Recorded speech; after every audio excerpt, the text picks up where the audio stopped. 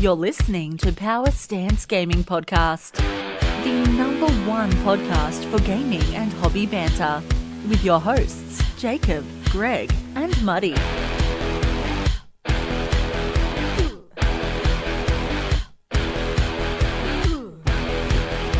G'day everyone, Jacob Connor. What an amazing night to be back on the mics with Power Stance Gaming Podcast. With me, as usual, our illustrious co-host, Mr. Gregory Millsop.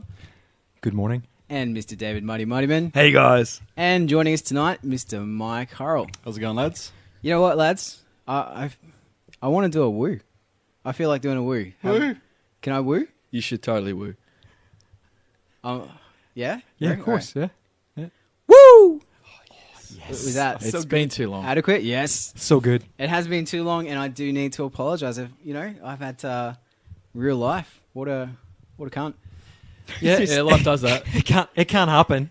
It can't happen. Yeah. Isn't real life just paint Napoleonics? Wasn't that the real excuse? Oh, I wish. If real life was just painting Napoleonics, that would be a happy day.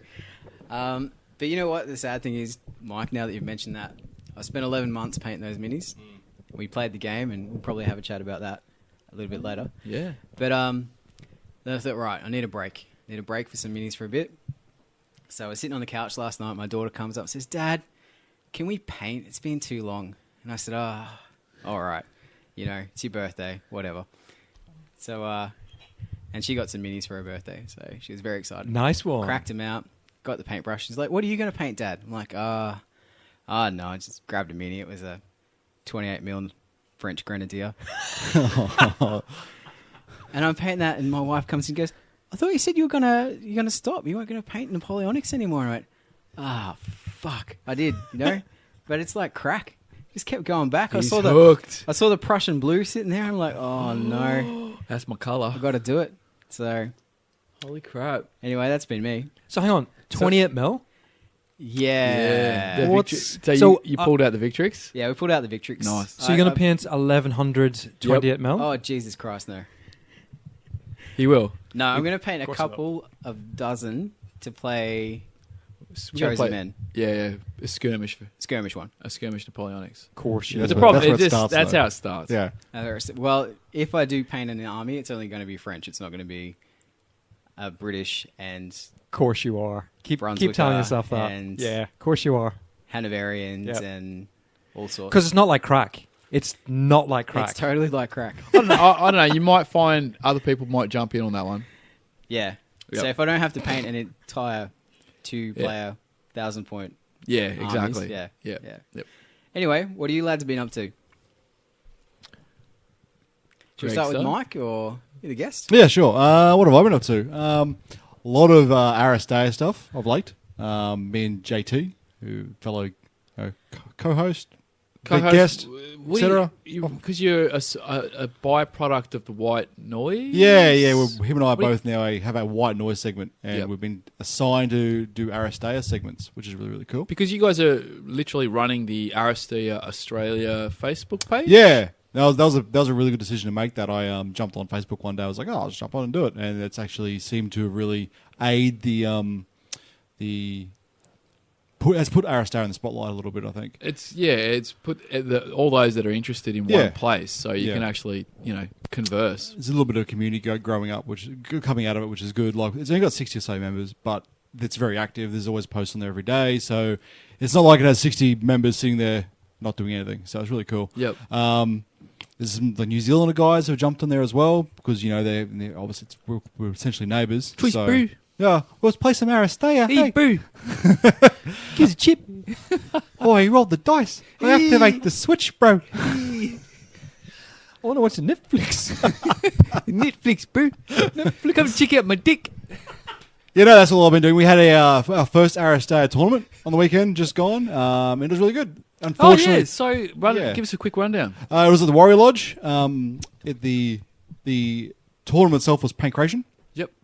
Unfortunately, we had a few dropouts in players, only because there was a last-minute date change. Because the venue was actually booked up for the day we were supposed to be having the tournament, and we had to change like a week out. And so half the guys who were going had to pull out. So there's only 4 people there. It was Six, I think. 6 players. Did JT pull out? We heard he's pretty good at that. No, he did well. He did well. He stayed in. Stayed in for the duration. He did. Good on you, JT. For a very We got a story about for that. a creamy finish. Yep. I love how I just pitched that up there and you smacked it to the stands. Good work, mate. I've missed this. But yeah, that's all we're doing. Aristea and other stuff. Playing some spaceships. We have been playing some spaceships. Spaceships been Hey, developed. Brad. Yeah, bloody Flak attack. I copped a lot of flack about that last night. Oh, you got flacked up, I got baby. flacked up. No, essentially, I've been working on a set of spaceship rules, miniature agnostic stuff, very simplified but strategic rules, and they're coming along really nicely. I think it's very strategic because I won. Yeah. And we played with Bubble Boy, and unfortunately, he thought flying ships into flak cannons was a good idea. Then Yeah, it's a wasn't trap. good.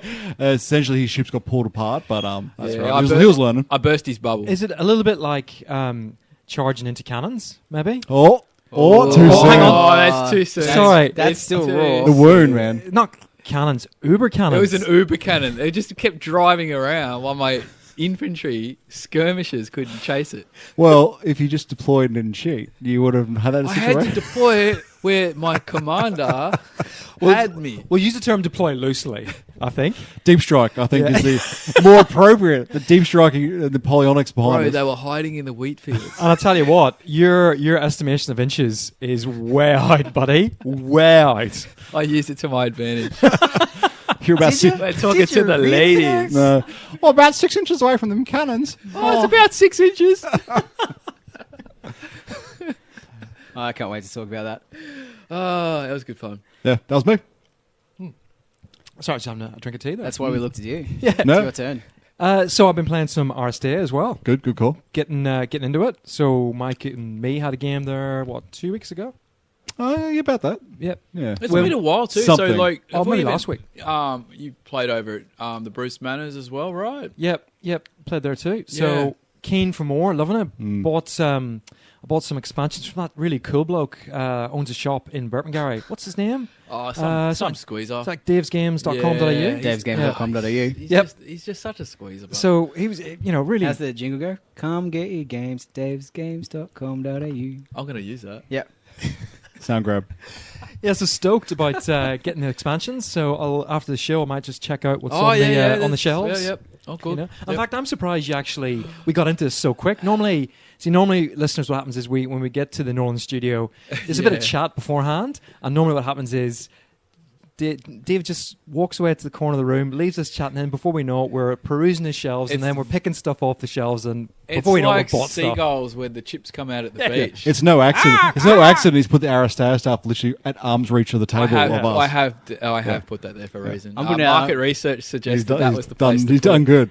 I will be leaving with some TT Combat Scenics, that's for darn sure. Are you? Oh, yeah. What are you grabbing?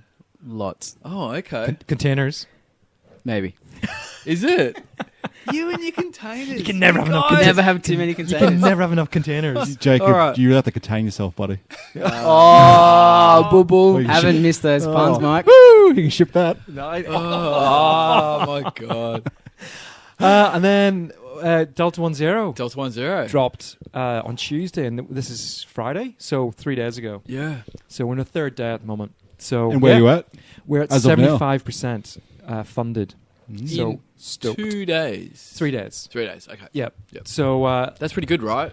yes. Market Well, research says yes. market Yes. research says no. Actually, market research says should be funded in 2 days, or no, funded in 24 hours. Actually, but that's more board game centric. Yeah, So- board games explode. Yeah, if you're a board gamer and if you haven't funded in 1 day, you're kind of toast. Yep. But Whereas- there's also the logic that says you get, what is it, a third of your backers in the first day, a third of your backers in between, and a third of your backers And the in last after. run, yeah. So, whose advice are you going to take, really? And that's the thing. It's And Kickstarter, also, you got to roll the dice. I think Yep. with war games, they're much more of a slow burn. Yep. I think people just sort of test the waters. The rules are up there for free to look at. So I imagine people have downloaded them, taken a look at, it and see if they wanna Have a crack on the weekend maybe and go, yeah.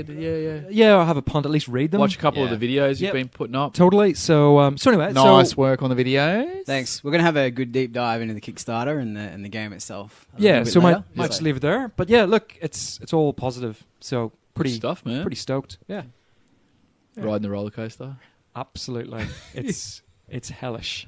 How's life at the head of, Called CEO and president Oh of James yeah, Games? the white, the big golden tower. Yeah. I sit down and look at the masses of filth below me, and I shower them with Is that hobbiness. just the, Awesome. the Mantic miniatures, or Yeah, basically. Yeah. No, I've been playing quite a few games though. Like I can't remember.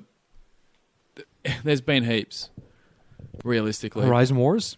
Horizon Wars. We've played multiple games of the space fleets. Big ships, yeah. Yet to be named. Yeah. Rumble Slam. Rumble Slam. I got a bit of Walking Dead, I believe, tomorrow night.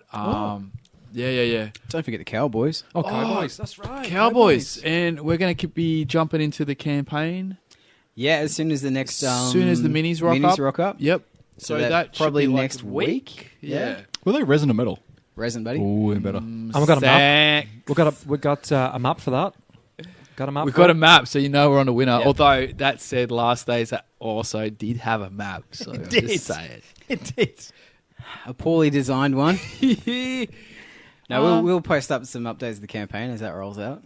Yeah, I think I'm going to kick ass. It's so much fun. What rule set is it again? I've forgotten it already. Legends of the Old West. Games Workshop. Games Workshop. Yeah. That was the one built off the back of Lord of the Rings, wasn't it? It is Lord of the Rings. Yeah, rules. yeah. Which is cool. It's nice and fun, quick, simple. I thought Tombstone was like off, like really good. And then I kind of went into when we played the Old West, thinking, it won't be better than Tombstone, and it actually was. Yeah, I agree. Yeah, so to the point Tombstone's- where I'm like, Tombstone's almost just push that aside. Tombstone is very cinematic, Yep. but it relies on you keeping track of heaps of stuff. There's lots of stuff you got to keep track of. Even the dice that you use, you got to keep Yeah. track of. You know? That Yeah. micromanagement immediately puts me off so many games. Like, I didn't mind it, but then once you play a game that didn't have it, that captured the same theme, you're like, You it's can not needed. You can do games that capture the theme and narrative without without all bells the and trackers, bells and, stuff and like whistles that, yeah. and yeah. I think in our review we discussed that me personally, I love the simultaneous but not simultaneous nature of the game. Like things happen at the same time separately. Yep. And I think that's captured really well in Tombstone. Like it feels like, you're watching different shots in a movie. Yeah. You're watching the bad guys sneak around the building while the good guys burst through the door and that sort of stuff. And the way the turn structured was very Yeah. different too, with how Yeah, many activations you got depending on where it was you're very at. clever. Yeah. Mm. But the G-Dub variant was very, I guess, familiar. yeah, it's very familiar. So you just hop straight in. It's and very you're off. straightforward. Yeah. The campaign system is solid. Well, we're about to find out, aren't we? Well, you're two games in and haven't created death snipers raining Well, I've got hellfire. guys hitting on threes already, I thought we It's reset. better than twos with rerolls. and I've got another Whoa. guy with 2 wounds. But I thought that- we agreed to reset. Yeah, I think we were going to Well, I'm happy We- to reset. Yeah, we should reset. Greg's keen on resetting. As soon as he heard you had a 3+ shooter, You know, I've got 2 of them. I got my rifle. I think my rifle guy was a 3-up, which is yeah, we're definitely Beauty. resetting. Yeah, we're reset. yeah. That's easy. That's a sniper. Oh, so yeah, that's all right. That's all right. That's all right. I'll tell you what, they're going for that rule book. Brought back some like old nostalgia. GW feels when they made games where they gave a shit about what they were producing. Yeah. Like just the rule book. The rule book is just classic GW, and when they had the historics line too, but it has that same sort of like handmade terrain. They're not trying to sell you the next plastic tree. It's Yep. just Yeah. it feels like you're coming home almost going for that book, which is great. So, side note. No, I completely agree, and that's part of the big appeal for me to get this campaign off the ground, is to get some of that retro, vintage 2003 vibes. And I'm waiting to see some of the different boards too. Because you got the railway one. I've got the station. I've just got to You got to get the tracks still though, get right? some tracks for Yeah. it. Do you have an MDF train? No, you've got the Sarissa one. I've got the Sarissa one, but it's more European, but I do Yeah. want to get the Western train. So I'll order that for the campaign. That'd be cool. Yeah. I think we were looking at whether they had a carriage. I can't remember if it was Sarissa that has a Western. They've got They've got so everything much good. stuff. And yeah. Sarissa's so cheap. It's insane. and cheap to ship. The train. It's free. I got the European steam locomotion loco, and then all the carriages and the rails are like $60. Yeah, it's Yeah. ridiculously good. Yeah. Because I bought it for Malifaux, but the Malifaux sort of fell on the wayside. But The amount of times I'm on that site and I'm like, I want to buy that, want to buy that range, want to buy that range. So good. Yeah, that is Speaking myself. of homemade terrain, you just brought back a flashback, which I thought would be totally suitable for the Western genre. And there's an old, I'm not sure if it was Rogue Trader or White Dwarf, but going back to Space Marine days of making your own terrain, and they had a polystyrene ball with cocktail sticks. It was painted green with cocktail sticks painted red stuck into this, For, and it was like a death vegetation. planet. Yeah. Ah, That was the old second edition terrain they used in all the White Dwarf pictures. Yeah, and whatnot. it's so clear in my mind that Yeah. particular piece of terrain. I just think Western cactus, boom. Yeah. Done. How Problem good is is you can that? just buy the resin cactus now. Or you can Or 3D you could buy print a them. polystyrene. Or you get a 3D printer stick and have them printed by. cocktail sticks. in Rampant it. Griffin Printing. There you go. .com.au. Wait up, you need a jingle too. We'll have to work get on your these. prints from rampantgriffinprinting.com.au. We might need to workshop these. Macho Man approves. Yes, that's cool. It's just been full on, I think, even though we've been hamstrung by real life, that we've got plenty of games in still. Still plenty of games going on. And of course, your birthday. Well, you want to talk about that Yeah, now? let's get into it. Let's get into it. Wait up, let me just get a Tim Tam. So, astute listeners might remember that I've mentioned a few times about painting Napoleonics. Which once or twice? Yeah, just once or twice. Yeah. A few posts on Workbench where like just one or two. Just one or two, yeah. So, the middle weekend of holidays, that would have been the last weekend of September. That's about right. We got together for our big Napoleonic barbecue birthday bash. And I just want to put it out there, I had a great day. It was exceptional. It was really good. So we, the forces of good, otherwise known as the French. What? Hey! Hang on a second here. What are you talking about? Commanded by myself as a captain, and then I had Mike as my amazing flanking general. We flanked hard. We had Josh Bruce in there supporting that flank, and then I had JT, who did the lion's share of the arguing on the day. Oh, yeah, a lot of flack that day. There's a lot of flack I that believe day. you got some rules wrong too. I believe he Poor may have got JT. one thing wrong That's a rule. Oh, that's a That's rule. a rule. Yeah. that snowballed. Anyway, so we played the French, and who were the peasants on the other side? I'm struggling. I believe you mean the good guys. I generally don't remember the names of the foes. Yeah. that Talking about the good crushed, guys so. there. I just remember removing lots of units. I remember there's been conscripts holding one of the key villages. I remember that. And then them not holding it Yeah, at all. I remember that general did a particularly good job of actually instructing his troops. It's just his troops let him down. How many from memory. times did those poor troops try and get into that building? They literally stood there, the whole game, Yeah. and all they had to do was walk a couple of Yeah, inches yeah. to go into the building. Literally, Hanoverians. all the Frenchmen, all right, gave them away and just walked into the building. Yeah, and kinda. proceeded to shoot them. So the allies were Greg, Jono, Brad, and Muddy. It was arrived with fashionably some late. reinforcements. He come with the Brunswickers, I did. or Prussians, as he liked to Yep, they were Prussians. refer to them. No matter how much I cringed and cried and said, "Stop it! They're Brunswickers." I didn't spend 17 hours painting them for you to call them Prussians. I was too neckbeardy. They were Prussians. So it was good. It was a cracking day. We played on a 4x12 table. The British had to defend. The French attacked, and boy, did we! Yeah, it wasn't pretty. I think we did a jolly good job. I think if I had been there earlier, I could have saved it. Yeah, Yeah. I think if you hadn't have deep struck, you would have. There was nowhere to put you the could food. you could have deployed behind the town, but your captain was like, "Let's deep strike behind the cannons." So, little insight: the flankers had to come on in a 2-foot section of the board Yeah, that did when they arrived. This 2 foot somehow spread It's to 4 3.5 foot. foot. I reckon 4. It was a good length that entire board. That's pretty good. Conveniently, the lifeguard, the Brunswick lifeguard, deployed directly behind our cannons. Yep. Very convenient. No, little did they know they were the ace cannon Little operators did of they the know French. that this cannon had pre-workout and it ordered an Uber. There was a little misconception that Napoleonic cannons couldn't move or wouldn't move. It was strapped to a Ferrari and I was doing circle work around my poor Prussians.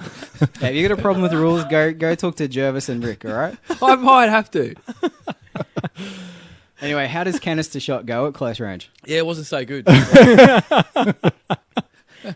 You had one shot at them. You didn't do anything. They're like, "All right, wheel the cannons Well, around. yeah, I couldn't charge them because they were out of range, and then I took the shots at them, and it did nothing. Just tickled them.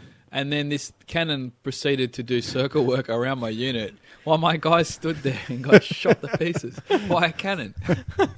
Oh, I had fun.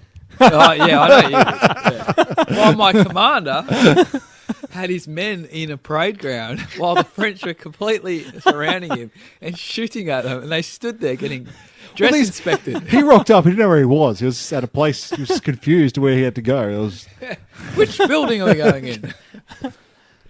a good time. Yeah. was Well, he brilliant. was so lost he thought he was in Prussia. Yeah. I think he might have, maybe he'd had a few wines the night before. Perhaps. So yeah, it was good. We learned a few lessons. One, don't send light infantry to take cannons on. Yeah, that didn't work out. Yep. Um, Understand how claiming the buildings or whatever worked as well. Well, because You mean winning the game Yeah. and the objectives? Yeah. Greg goes to me, look, what we're going to do is because I've just turned This up, is the right? best I as don't- well. This I is don't great. know, right? Don't come into the buildings. Stay in the wheat fields because as long as we're within 6 inches or something, like Yeah. they'll be challenged, right? They can't take them. And then towards the end of the game, it's like, no, you got to. If you're in the building, Whoever's the majority of you buildings. control the buildings. It's like, yeah, that's not what we thought. You control the buildings by being outside the building. yeah. Yeah, completely misunderstood that objective. Yeah. I did see though, like because we did this thing where we wrote our deployments on a map, so we didn't spend an hour trying to deploy each other or whatever. Yep. We just wrote down where our deployments were going to be, and then we handed it to the opposite captain. And when Greg handed me the map, and he's got his Hanoverian conscripts holding the key objective, I'm like, right, We're all waiting for this big turn of events. my pants just got tighter. I'm a little lightheaded, but I think Flying that's the where flag. we're going to shift our forces across that way a little bit. But no, it was good. It was good fun. And they held out, though. They did They admirably. did. They did, actually. If Muddy's troops had have done the job properly and actually completed I his flank stood attack... in the wheat fields like you told me to. We did send 2 battalions of guard at you, though. So Yes. it yeah. was a There was a pretty lot of heavy forces onslaught. over Well, there. big shout out yeah. to JT, and Brad on the other flank because they had a proper stoush, like it was proper They did. fisticuffs. It was, yeah, almost. it was intense. There was some real interesting maneuvers and bit of back and forth, and it was very close. Very close. So Which meant the bridge was contested. bridge was contested, so Yeah. we didn't get a major victory, but Yeah. we took the town, so that gave us the minor. It's not even a minor, boys. You mean, as far as British is concerned, that's a win. Another lesson that Jono learned: don't charge light cavalry directly at elite grenadiers, because they'll bounce straight off them. Who gave Mr. him, ETC. Why did you give him I the didn't. cavalry? I didn't. He just thought. He did that last time. Just thought, you know what? I can do this. I'm ETC. You know, I can do this. And he couldn't. Just give him the conscripts next time. We see. Look, I'm gonna be completely honest here. And I just thought, what's the easiest thing I can do in the day? Sit in the town. I could just sit in the corner here in the town, do nothing, Is and then Or the French show up plan? at the town. Yeah, I'm going to go this side of the building. I'm going to walk over to the other side of the building. and the one thing I tried to with do checklists. was to move one unit to the other, and they couldn't do it. That's the one thing I tried, and I failed, and that was me. I did love that. What we're going to do is we're going to, for the least amount of effort and input, try and hold the major objective. You'd have been better off just running light cavalry around in circles and harassing people. That would have been the easiest Oh, thing that's to a do. good idea. That's a bloody good Yeah, idea. we should have done that. I should have done that. Yeah. Should take Next time, let's get Jacob on our team. I do need to play the British. I haven't played the British They yet. haven't won a game yet. They have not won a game. Well, they won the battle in real life, so you know. Yeah, maybe that's... We're still winners. Yeah, we're winners. We're still winners. Yeah. Yep. And the barbecue, I hope, was adequate. Oh, it was beautiful, amazing. Yeah, food Beautiful. was. My one complaint was I was too full to go back for thirds. That meat was delicious. And as someone said in the day, we all love the token bag of coleslaw. Yeah. was that still very full by the end of the day? Yeah, I don't think it was open. Does anyone eat coleslaw? It was I don't know, token. I No thought one I eats needed it. to provide an option. No, I don't think anyone eats it, do they? When you go to KFC and you get the bucket and they give you the coleslaw, it's like you almost want to just straight away give. Like, It is tiny as well. It is a token. It's a token. Yeah. Thing, It, like, it it's tricks tiny. your brain to think you're being healthy. That's right. Oh, I've got my greens. Well, yeah, They're still sealed in the bag, but they're there. I'm gonna come clean. Oh, That morning, I woke up and I was just hit by severe gastro. Oh. And I thought I was sitting there, I'm Those are like, nerves. I am not letting this ruin my fucking barbecue that I've been painting miniatures for 11 months for. So I just walked around with my butt cheeks clenched all day. You just pushed through it. Yep. so I you was- were what a being like the trooper. real Napoleon. Yeah, pretty much, actually, yeah. So, That's why I stand the horse all day. yeah. Well, that news short. Bloody Yeah, hell, I eh? took- So you Apparently really it wasn't. worked. He's not that short. Yeah, I know. He's 5'6". That's not I that know. short. It's not I that hear short. 5'6" is That was really such a So, revelation. short. Yeah. We're not that short. no. Yeah, that's all right. Well, probably in comparison, back in those days, he was probably Five, a giant. 5'5" was average back in those days. Yeah, he was a giant. So so he was normal height. actually tall. Well, you had to be 6 foot to be a grenadier in the French army, and they were giants. So Yeah, but they used to stretch him, right?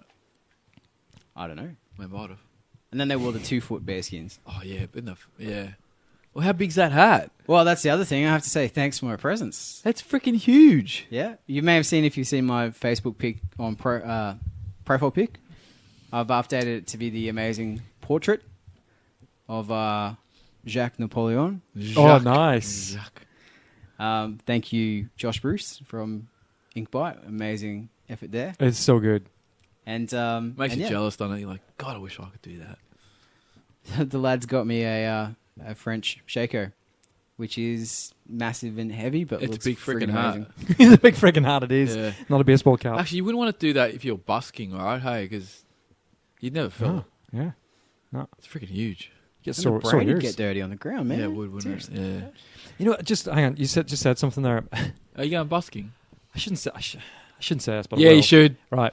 So anyway, so you know where you said, like Josh, like, oh, I wish I could do that. Yeah. So anyway, my youngest son is quite good at drawing. Drawing? Yeah. Anyway, so what do? We are discouraging him. We're saying there's no money Didn't in we it. talk about this before? No, that was probably Space Marine. So Oh, yeah. yeah. So the younger one, we're like, there's no. What are you doing? Like, you gotta. You can't muck around with this. You gotta bloody do your maths. Stop bloody drawing. So maybe there is money in it. Maybe I gotta turn around and say, mate, there's a Just career take in him it. out to Bruce Manor and go, is this what you want? Yeah, that's Is this what you want? To live in this squalor. Yeah. You know what? I'll just end up here? I'll drop you off here, and you can just stay here. That's it. That's with, what I'll do. with all your Batman freaking Yeah, statues and yeah. stuff. yeah, It'd be a real nightmare Yeah. for him to grow up with that living in that condition. that's right. Yeah. Yeah. Yeah. You're not coming home until you clean his pool and mow his quarter acre and... And you can do what he does. Yeah. Yeah, do what the Bruce Meister does. No, it's good stuff.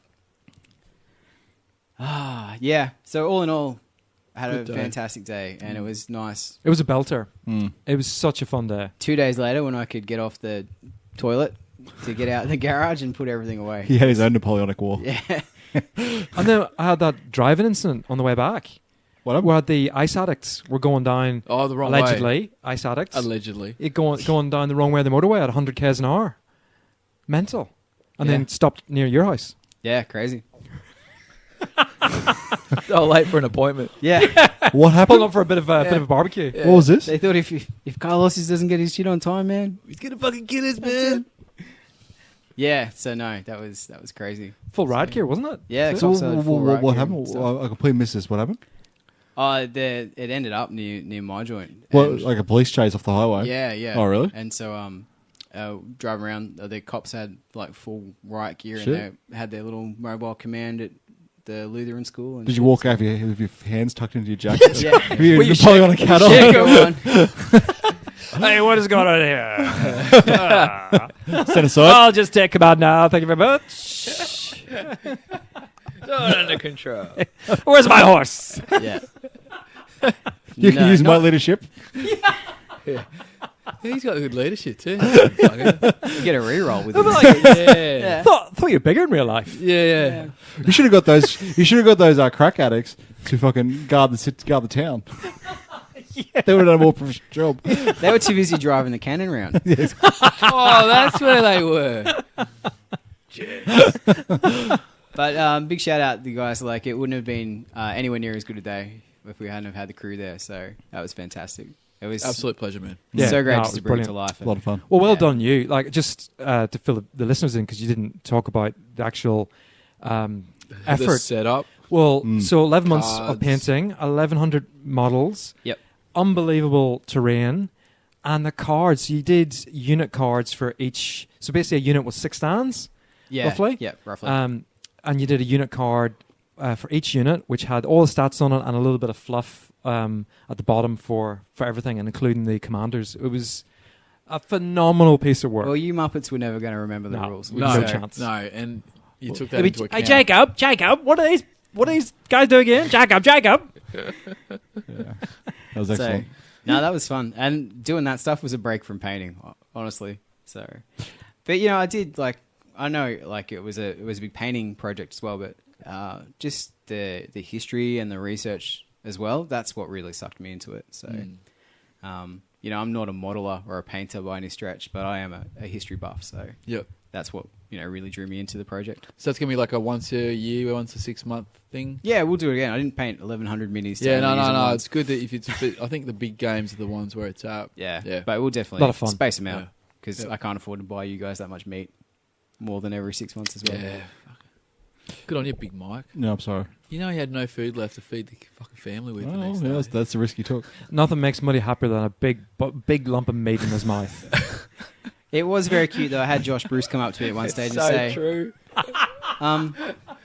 "Is it okay if I have some meat not in a roll?" And I was like, yeah, that's cool. And he's like, I just want to make sure. And he's like, act all coy. I'm like, yeah, just do it. Just eat the meat. Did you end up putting photos up on the Power Stance Facebook page? You know what? I don't think I did. I did on the Napoleonic 1-72 page, but I don't think I actually put them up on the Power Sense game page. So We'll I'll have do to that rectify for Yeah. the next couple of days. Yeah. Yeah. Because there's some really good photos floating about. Yeah, Jono took a couple of really nice ones. So, Awesome. but he Of his- knows his filters and Instagram and He shit. does. So. Yes. These Tinders. Making things bigger. And millennials, what do you want? Seriously. Scaling things up. Zoom. All the Napoleonics have French lips going, duck lips going on. Yeah. Yeah. Actually, have you seen the smaller in real life. ultra wide angle on the new iPhone? I've You seen the seen new that? iPhone, but I haven't seen the feature of it. Oh man, I saw a photo of a banana shot like that. This thing looked 14 inches long. And I'm Purely going, for "Oh." scale. I know where I'm sending my next dick pics from. Just stitching together panoramic doesn't count. I'm just saying. It's a lot of effort to keep it moving. What do you say now? After our listeners listen to this episode, iPhone says it's going to go through the roof. Yeah. Like, what the hell's going Seriously, on here? ultra wide angle, dick pics. Let's do it. No, I mean not. Let's do it here. Let's So, let's make it a thing. Gotcha. Is what gotcha. I Yeah. Could be a bit awkward. So who else wants to talk? Anyone? Yeah. No, I'm quite happy listening to your day. Cool. That's great. Yeah. No, I've got more to say later. That's not for the cast. We went there. Ooh, it's not podcast worthy. Okay. Anyway, They're the good ones. should we dive now into Delta 10? Actually, Oh, here we go. These are his notes. he's got his He's three, got he's got his some- three yeah, words. three words. this yeah. is from the last episode that didn't record. So, Oh, okay. just a few things. The Joker movie. Now I know we can't. I haven't seen it. I know we I Yeah, I haven't can't. seen it either. It's too soon. But 10 out of 10. Oh, Not having I need to fun. talk to you about my theories behind it. there's more than the one that you. Oh, told. I did. I told you the surface stuff, but I'll tell you the whys. Oh. And your brain will. It's legit. It's got to be the best. I, It's in the top 10 movies of all time. I haven't seen. I That's haven't, pretty huge. I haven't been wowed in a movie like But that. he likes some shit, though. Hang on, what are you talking about? The You like some shit movies. That's- I'm he- just Well, putting that out there. Look, to be on the fence here, Jacob does have a point. what? but shit I movies? will. I will Wait, support. weren't I you will high on, support. like Sex in the City or something? Or? What? Oh. No, Flash Gordon. No. Was it This Is Us? Yeah. No, Love My Way. Love and that's My not- Way. that's Oh, a yeah, TV yeah, show, yeah. and that's legit. That's Yeah, one. I bet. That's one of Arias. Well, I'll support. Yeah, so with the Veronicas, all right? Yeah. I'll go They're to good. back. I'll go back reg on this Get it. one. The Venga Boys. Hang on, with Mike. The It's Venga Boys, yeah. Venga Boys are sick, and No, that's, sick. that's music. You're not making a case here, that's brother. music. You see? Yeah, well, okay. See? Greg's opinion aside, You guys. because it may be tainted by this what I'm hearing now. You guys. But What's the Chuck Norris one you watched the other night? Oh, Delta Force. Delta That's Force? fucking amazing. That's the best, one of the best. I was suffering from pneumonia, so come on. Was it Demolition Man that he thinks like is one of the Demolition best Man- movies Demolition of Man is all pretty time? good. Demolition I'll Man's pay that. awesome. It's campy, but it's okay. Yeah, it's Yeah. Sandra Bullock. Come on. You know what I mean? Oh, dude. Come on, Come on. come on. Sly. You're Anyway. right about aliens. Jaws. That's awesome. I mean, Jaws is It was good for its yeah. Yeah. it was it's time. for Are you its kidding? day. All right. Yeah. Are It you is a telling me classic. you'd watch it and then go swimming the next day? Yeah. You're mental. You're mental. Anyway, enough. Right, Yeah, sorry. continue. That's right. No, Yeah. I'll back Greg on that. That Joker was sensational. I saw it 3 times in the space of less than a week. Yeah, it's pretty. It was. I really amazing. want to go Yeah. see it again. Even I'm the trying to internet's talk. happy with it. Yeah, I know. How weird is that? It's good. Well, because for all the incel neck beauty people, it was made for them, wasn't it? Like, What's that?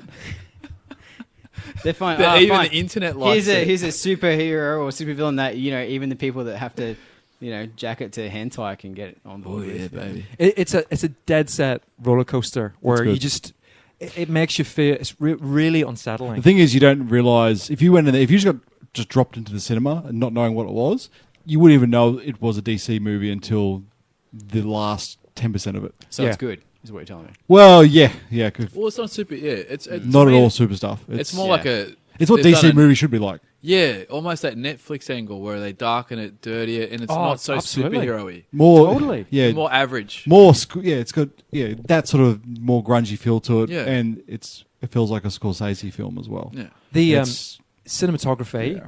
will like shadow of a doubt win an Oscar. that It's and the the music, shooting, music yeah. is phenomenal as Some well. of the scenes where the angles, the shootout, just go.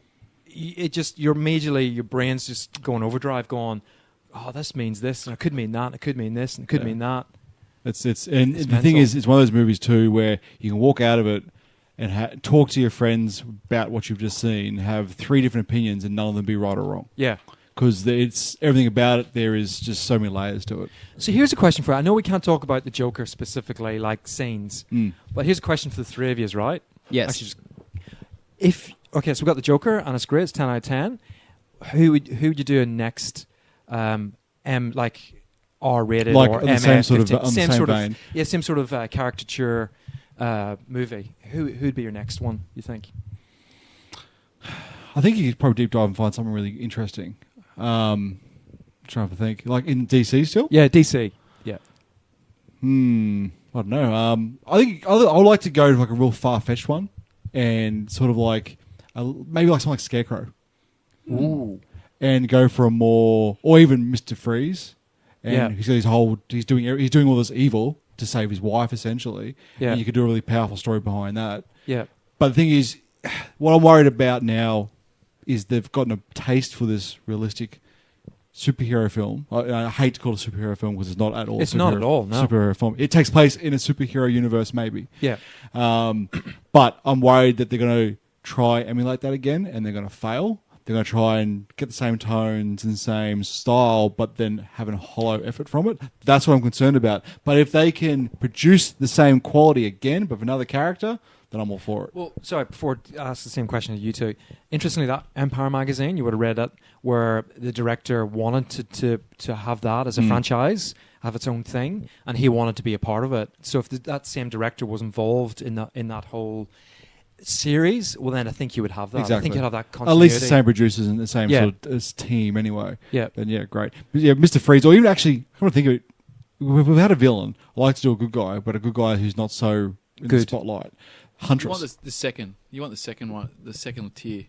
Yeah, some of those, if you ask most DC people won't know who they are. Yeah. Huntress is probably who I'd pick. She is the daughter of a crime family and basically seeks bloody vengeance. And Batman doesn't really like her because she doesn't worry about The moral part. moral at all. Yeah. And I think she could be a really good candidate for that sort of dark, gritty I'm film. looking over here, just trying to. What about you, Jacob? Any Pick thoughts a- on I know you haven't seen the movie, so it's difficult, but yeah. No, I think you could. I mean, if you go back and you look at, say, like some of that Frank Miller Batman stuff, and I know they did Dark Knight Returns, so you can't really redo that. But I think you could go a completely different direction with it. Like an old man Batman. Yeah. So I think that could be really interesting. But the other thing too that you could do is give yourself some license to create. and like they did with Joker, so to create that story. And if you go, like, why not go with something like, I don't know, saw it up there on your shelf, davesgames.com.au, something like Nightwing, Yeah. but like have like a, you know, the next generation where he's almost got the weight of Batman on his shoulders kind of thing, and he feel, I don't know, you could do a whole thing where he's not living up to the thing, and he's got his own moral failings, that stuff's getting and out never of control. actually show Batman, because Batman's this like Yeah. omnipresent figure in the background, looming over him all the a time. shadow Yeah. in and of itself. So, you know, the Batman's almost doing harm instead of good in this sort of situation. Which is sort of similar to what the Teen Titans or the Titans TV series does, a similar thing to that. Not as deep, but they have that sort of thing where Robin is all suppressed under the thumb of Batman and etc. But on a, as you say, on a more adult scale, it'd be great. Yep. More psychological and serious. It'd be awesome. Yeah, adult.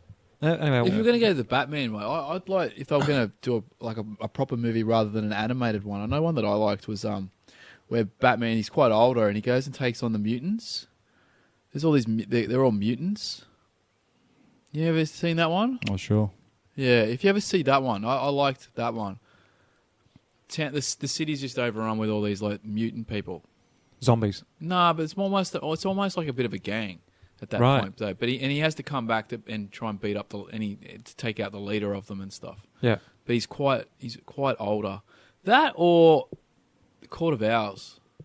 Court of Owls. That could be interesting. Yeah. Yeah, because that's a pretty big story arc in there, and there's obviously it would touch a lot of different things, and just the fact that it's there, but he never even knows it's there. I think you could do that in a real life sort of. You could almost do a 3-parter out of it or something like that. Yeah. The difficult part would be making it realistic and believable, like Joker did, Yep. whilst having Batman in it. That's the hard But part. you could really dirty it down with even the fact that, you know, a lot of the assassins are basically, well, they're reanimated. Yeah, so it would be quite dark. Yeah. While we're on superhero stuff, if you don't mind me jumping in here and stealing some thunder, how good was The Boys? Oh man, Haven't seen it. Oh, some of the best Christmas time I'll be saying it. Some of the best TV I've ever seen. All right, Yeah. I'm Better writing than good. Chernobyl. I'm writing it down. Ooh. Yeah, I'd say better than Chernobyl. Yeah. What? Chernobyl's Yeah. good, but I didn't see Chernobyl as a TV series. I saw more as just a Doco. doco. Yeah. It's a historical thing of history. It's like, okay, this isn't really entertaining. It's good docudrama, to yeah. exactly. It's good to know and learn it. This I appreciate is really it. miserable. But from like a entertainment and like storytelling perspective, and that reflects on like our modern society now, The Boys is insane. It's insane. It's Yeah. so good. So with Amazon Prime, can you download it to your thingy tablet, or do you have to be live? Yeah, no, like, you streaming can it? you can download it. Sick. I'm gonna Oh, so it'd be just like Netflix. Yeah. rip the right? ass like out of Netflix, it yeah. in Yeah. bloody Christmas time when There I you see go. my It's just brother. like Netflix. It has the best villain I've seen in anything. Oh, By the end of it, you're like, he is an asshole. But but I don't even know that he is. that's the thing. He's a product of how he was raised. Like, that's the essentially. thing. My wife is like, how could you even say that? And I'm like, Jesus Christ, look at where he's come from. Yeah. You know, It's the fact that you sort of feel that both ways about him is just. But I think speaks lots. I felt that a lot of characters. I thought there was some real character development across like the Deep. Yeah. Like episode Yeah, 1, you're I like, felt horrible for holy him at shit. the end. But then by the end, it's like he's just been discarded. Yeah. And the scene with the dolphin is probably the funniest thing I've ever seen on TV. Ooh, right. Yeah, I I saw- don't know. You want to talk cinematography? The slow mo in that and the score, the whole scene, Yeah. which is It was well done. perfect. I can't wait to Christmas to watch Splat. it. It's sensational. It's so good. I remember I saw the trailers for it initially, and I was like, this looks a bit trashy. But the trailers deliberately made it to look like that. Yeah. But it's not at all. When you watch it, it's so much deeper. And it's Carl Urban, man. Yeah, who doesn't like Carl Urban? Who doesn't like Carl Urban? Yeah. I mean, he's Kiwi, but whatever. Dread. That's Yeah, what I he's gotta Dredd. say. Yep. Awesome Yeah. movie. Your fun fact: did you know that is it Huey? Is the young guy's name? Yeah. In the comic books, they use Simon Pegg's likeness. Yes, and then they used Simon Pegg as his dad. Yeah, because he was too old to be cast as To be Huey come Huey. the show, but Yeah. they used him as dad still, which was really cool. And that's a little Easter egg that. Yeah. Speaking of TV shows, Dark Crystal. I've only seen the first episode. I'm about 3/4 of the way through. Oh, so you're watching it too? Yeah. I love very that. Have you seen any If of it's it? a I haven't puppet seen suit, the I'm on movie, it. man. Oh no, this is on Netflix. I know, but I haven't He's saying he seen It doesn't hasn't matter. seen the movie. I saw prequel. Dark Crystal Is it? Yeah. Okay. way back in the day, and I can't even remember it. It's been that long, but This is something else. It is mind-blowing. But it stays true to the original. Yes. Yeah. My only criticism with it, like it looks great. It looks beautiful. The effort they put into it, like the puppeteering, It's like everything Avatar. It's Like It goes, Avatar I'd say looks it goes really good. one step further. yeah, because it's real. so much more Yeah. practical. Yeah, Yeah. There's obviously CGI enhancements and backdrops, occasionally. etc. Yeah. But the effort they put into it is mind blowing. But my biggest criticism with it is its wheel spins a whole lot.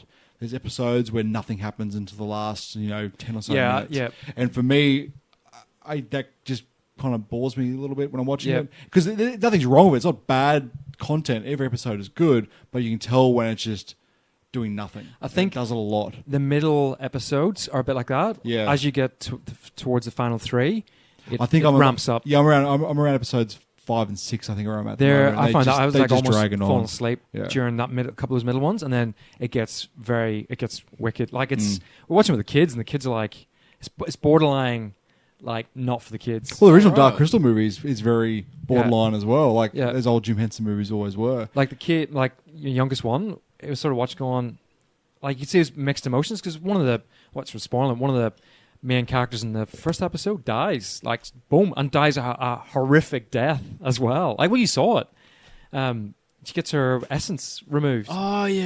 And she got gets, ya. and Yeah. young fellas watching it going, Yep. not sure if I really like this. The whole time you're like waiting for it well, not to stop, happen. yeah. And then all of a sudden she just disappears and she's now in a bottle and her life's drained away. Yeah, you're right. Yeah, so yeah, it's a bit, and she gets prongs stuck in her too. Like it's not a nice way to go. Yeah. So, Like yeah, if you watch essentially tortured to death. if you watch the original movie again, like it's got some pretty dark stuff in it too. Like Yeah. the very first 10 minutes of the movie, it's got the Emperor Skeksis, and he melts and like turns to like his whole body literally turns to like decaying ash. Like when I was a kid and I saw that for the first time, I would have been like 5 or 6. I was just like, "What the hell is happening? This is horrifying." Probably explains a whole lot what's wrong with me today. But yeah, it's. I love the fact they could get away with that in the 80s. It was great. I would say that from a creativity point of view, it surpasses Avatar like tenfold. Like just the because with Avatar they took, say the jungle setting, and they took say a panther, they stuck another set of legs on it and put a carapace on the head, and that was your big sort of stompy thing, right? Creature design is Yeah, like all right, it suits jungle scene, but in this, like the creatures are just way out there. You just go, how Evil. on earth Yeah. did they even think that? But that said, when was Avatar done? 2009.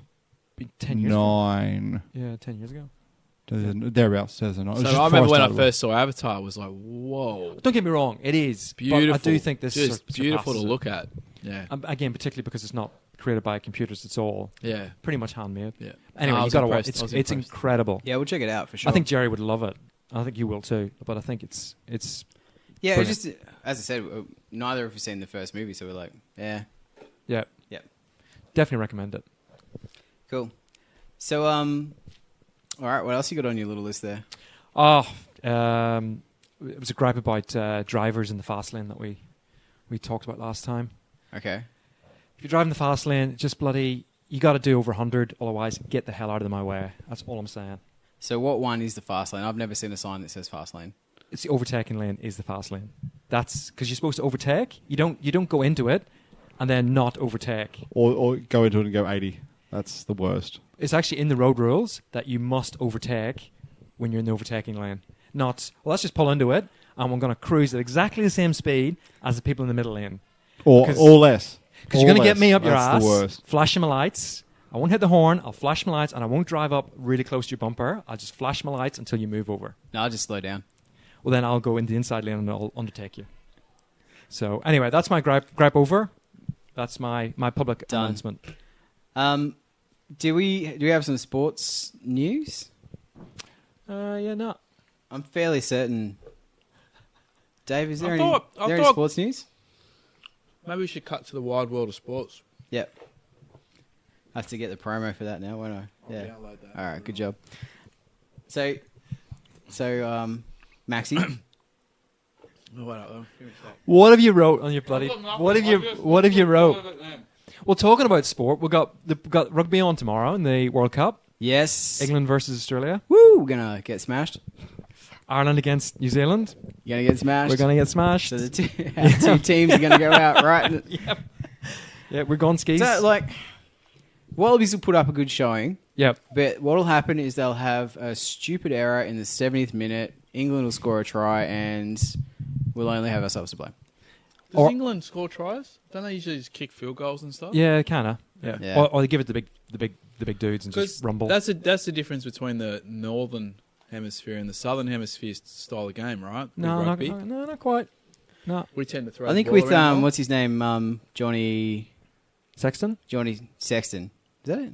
Well, so you're talking about the Irish? No, dude? the English guy, Johnny Wilkinson. Johnny Wilkinson. Back yeah, in the day. he could kick That was a all he goal did. from Yeah, within the 50. 80-yard line. Yeah. So they just gave it him to kick field goals. That Yeah, was it was how pretty- they won that. It was legit. Rinse and repeat. Yeah. Yeah. Pretty I think fine. Australia's problem will be penalties, unfortunately. Yeah, and they- they'll kick... Because it's a test match, is what you do. Yeah, they'll just. But Australia's problem, the whole tournament has been stupid errors. Yep. Well, maybe this is the one that they actually don't. Yeah. I tell you, if I was an international team, who I'd be worried about? If I was South African, I'd be pooing my pants right now. Japan. Yep. That's gonna be the game of the Because- quarterfinals. You know what? I'm sorry to carry on, but rugby's kind of my thing. And the reason why is because Japan doesn't play rugby the way they should. As in, they don't play like everybody else. No. It's just go, go, go, go, go, and the never say die Mm-hmm. attitude, and their fitness levels are a notch above everybody else. Yep. And it's the player They've been brand the of team rugby. to watch in the tournament, I think. Yeah, And they've absolutely. played out their guts. And that game against Scotland, they had no right to play as well as they did. Yeah.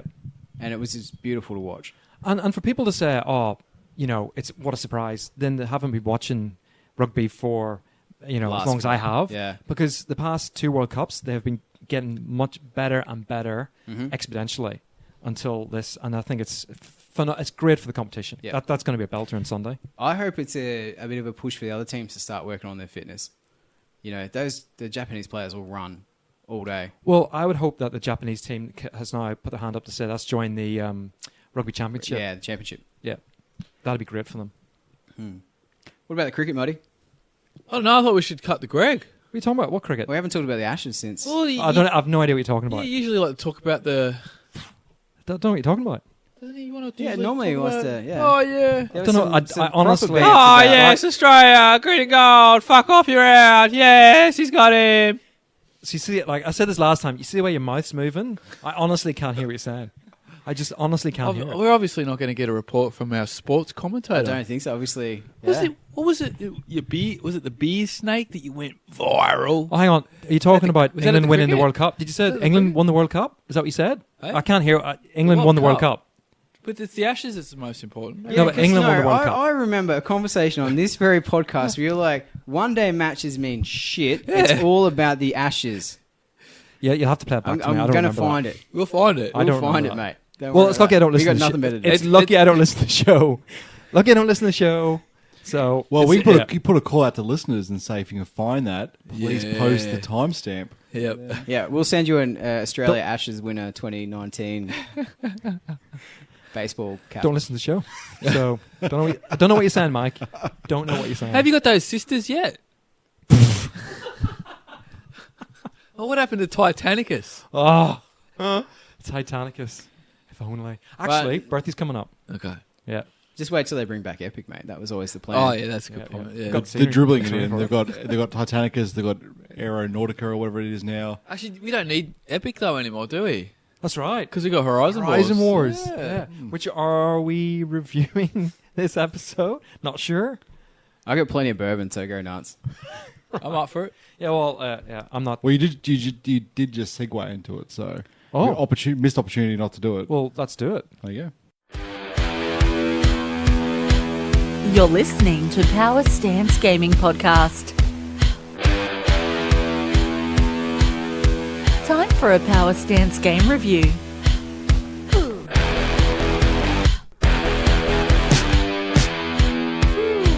So, surprise, we're reviewing Horizon Wars.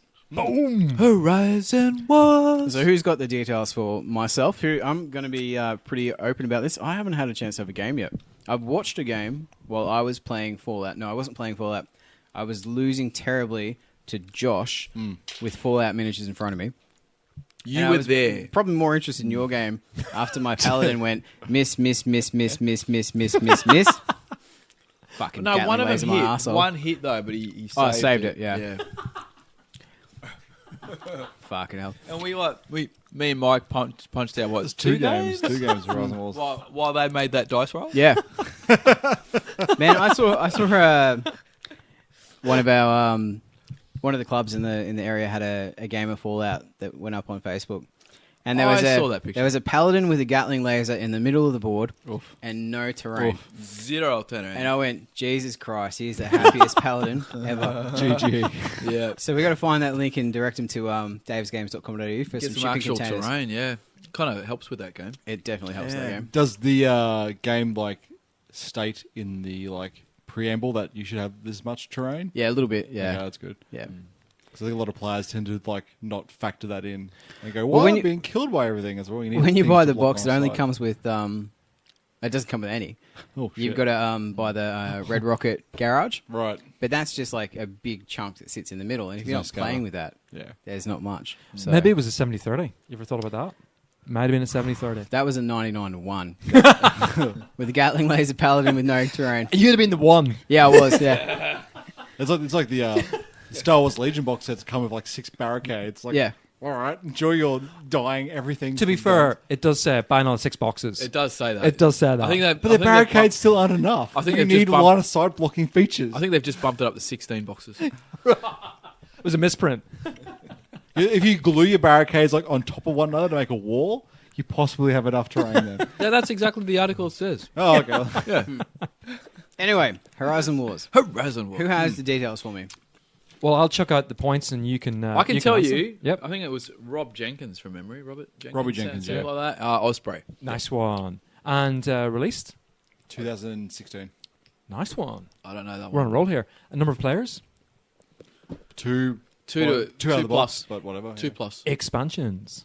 Yeah, there's the Over the Horizon. Over the Horizon, yeah. Yep. Ooh. That's only released this year. And that's got Godzilla in it, hasn't it? Yeah, They got monsters, and there's a lot more Super different heavies. formats. You can full Robotech stuff as well. Recommended retail price. Ooh, 20-30, depending on where you buy the rulebook from. You can still get if you get the first edition, it's PDF. I don't. I paid $20 for Over the mine. Horizon, is that a PDF though? Yeah, it's PDF. It as is. well. Yeah. I think you get a physical copy of it now, but Is that I don't know why you would. hardback now? Did he go hardback? I think so. I think it's hardback, but it's honestly, unless he changes his formatting, Yep. it doesn't the really PDF will work. doesn't really fit a book, to be Yeah. honest. So Yep. And finally, game time. Recommended game time, do you think? Well, it depends how big the game you're playing. To be Yeah, honest. exactly. It could be anywhere between an hour to 2. Yep. You can punch it out pretty quick. Yeah. Yeah. As we just detailed. Like, Or play one of those scenarios which can end by turn 1. what was the one where you were Uh, literally? Yeah, that was pretty horrendous. That's We when punched that out real quick. Yep. Cool. All right. And then aesthetics is the first one off the bat. Okay, so I'll just jump in and say, if you even remotely enjoyed Epic or the like of Epic, then this game is that Yeah. and more. And alternatively, if you're looking for that sort of 6 to 10 mil scale game because you want to bring out your tanks and mechs and aircraft and little infantries, Because it's not just big stompy robots. No, I it's think this is a complete combined arms game. it absolutely Yeah. is. And it has, unlike most others, and why I think it might be attractive to people, and because there is no miniatures in it as such, I'll roll it in. agnostic. I'll roll it into the aesthetics of it. The biggest draw to me was the fact it didn't have a million clunky rules. It's clean, Yep. which I think is the strongest thing to draw people into it. It's the strongest thing, other than aesthetically very pleasing, obviously, because you can use the miniatures and Yes. terrain that suits whatever you want to play. Like, for example, if you want to play Epic but not actually play Epic, you and your buddy have got Epic forces, you can literally play that.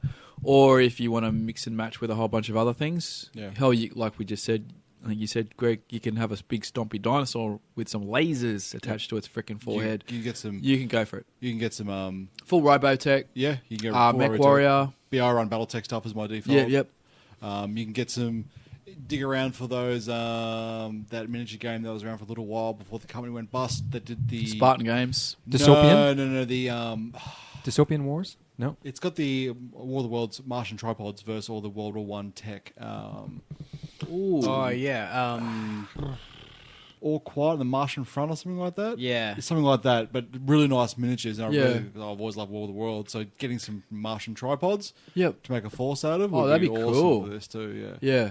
But you can do it. You can use So anything, which is the best thing. scales, it's up to your imagination, basically. It's really good. Yeah. Yep.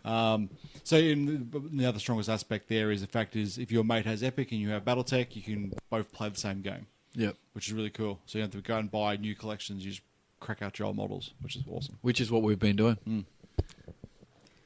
Sounds good. It's actually, I love the idea of, Robotech versus BattleTech, or Yeah. Whatever you want. Epic takes on a bunch of ATSTs or something like that. You could totally wing whatever you want, really, in the rules. It makes you really wish that there was some 6 to 10 mil scale Star Wars Ground Force models. Ooh, Hell yeah. that's filthy talk. There's not. They don't exist. And they're sporadic and aren't in scale to each other. So it's just that there's not anything around. But if Yeah. there was, that'd be awesome. Have your AT-ATs, your ATSTs, your squadrons of land speeders. It'd be phenomenal. That'd be awesome. So if someone's listening, please make those models. Please. Disney, someone. Disney, sort out. FFG, someone. Yeah. Come on, put your finger right. Yeah. You playing You that? could use X-Wing models, I guess, but then just play X-Wing. It's you're already halfway there. But I think the draw would come from ground forces. Oh, Hell that'd be yeah. so good. Mm.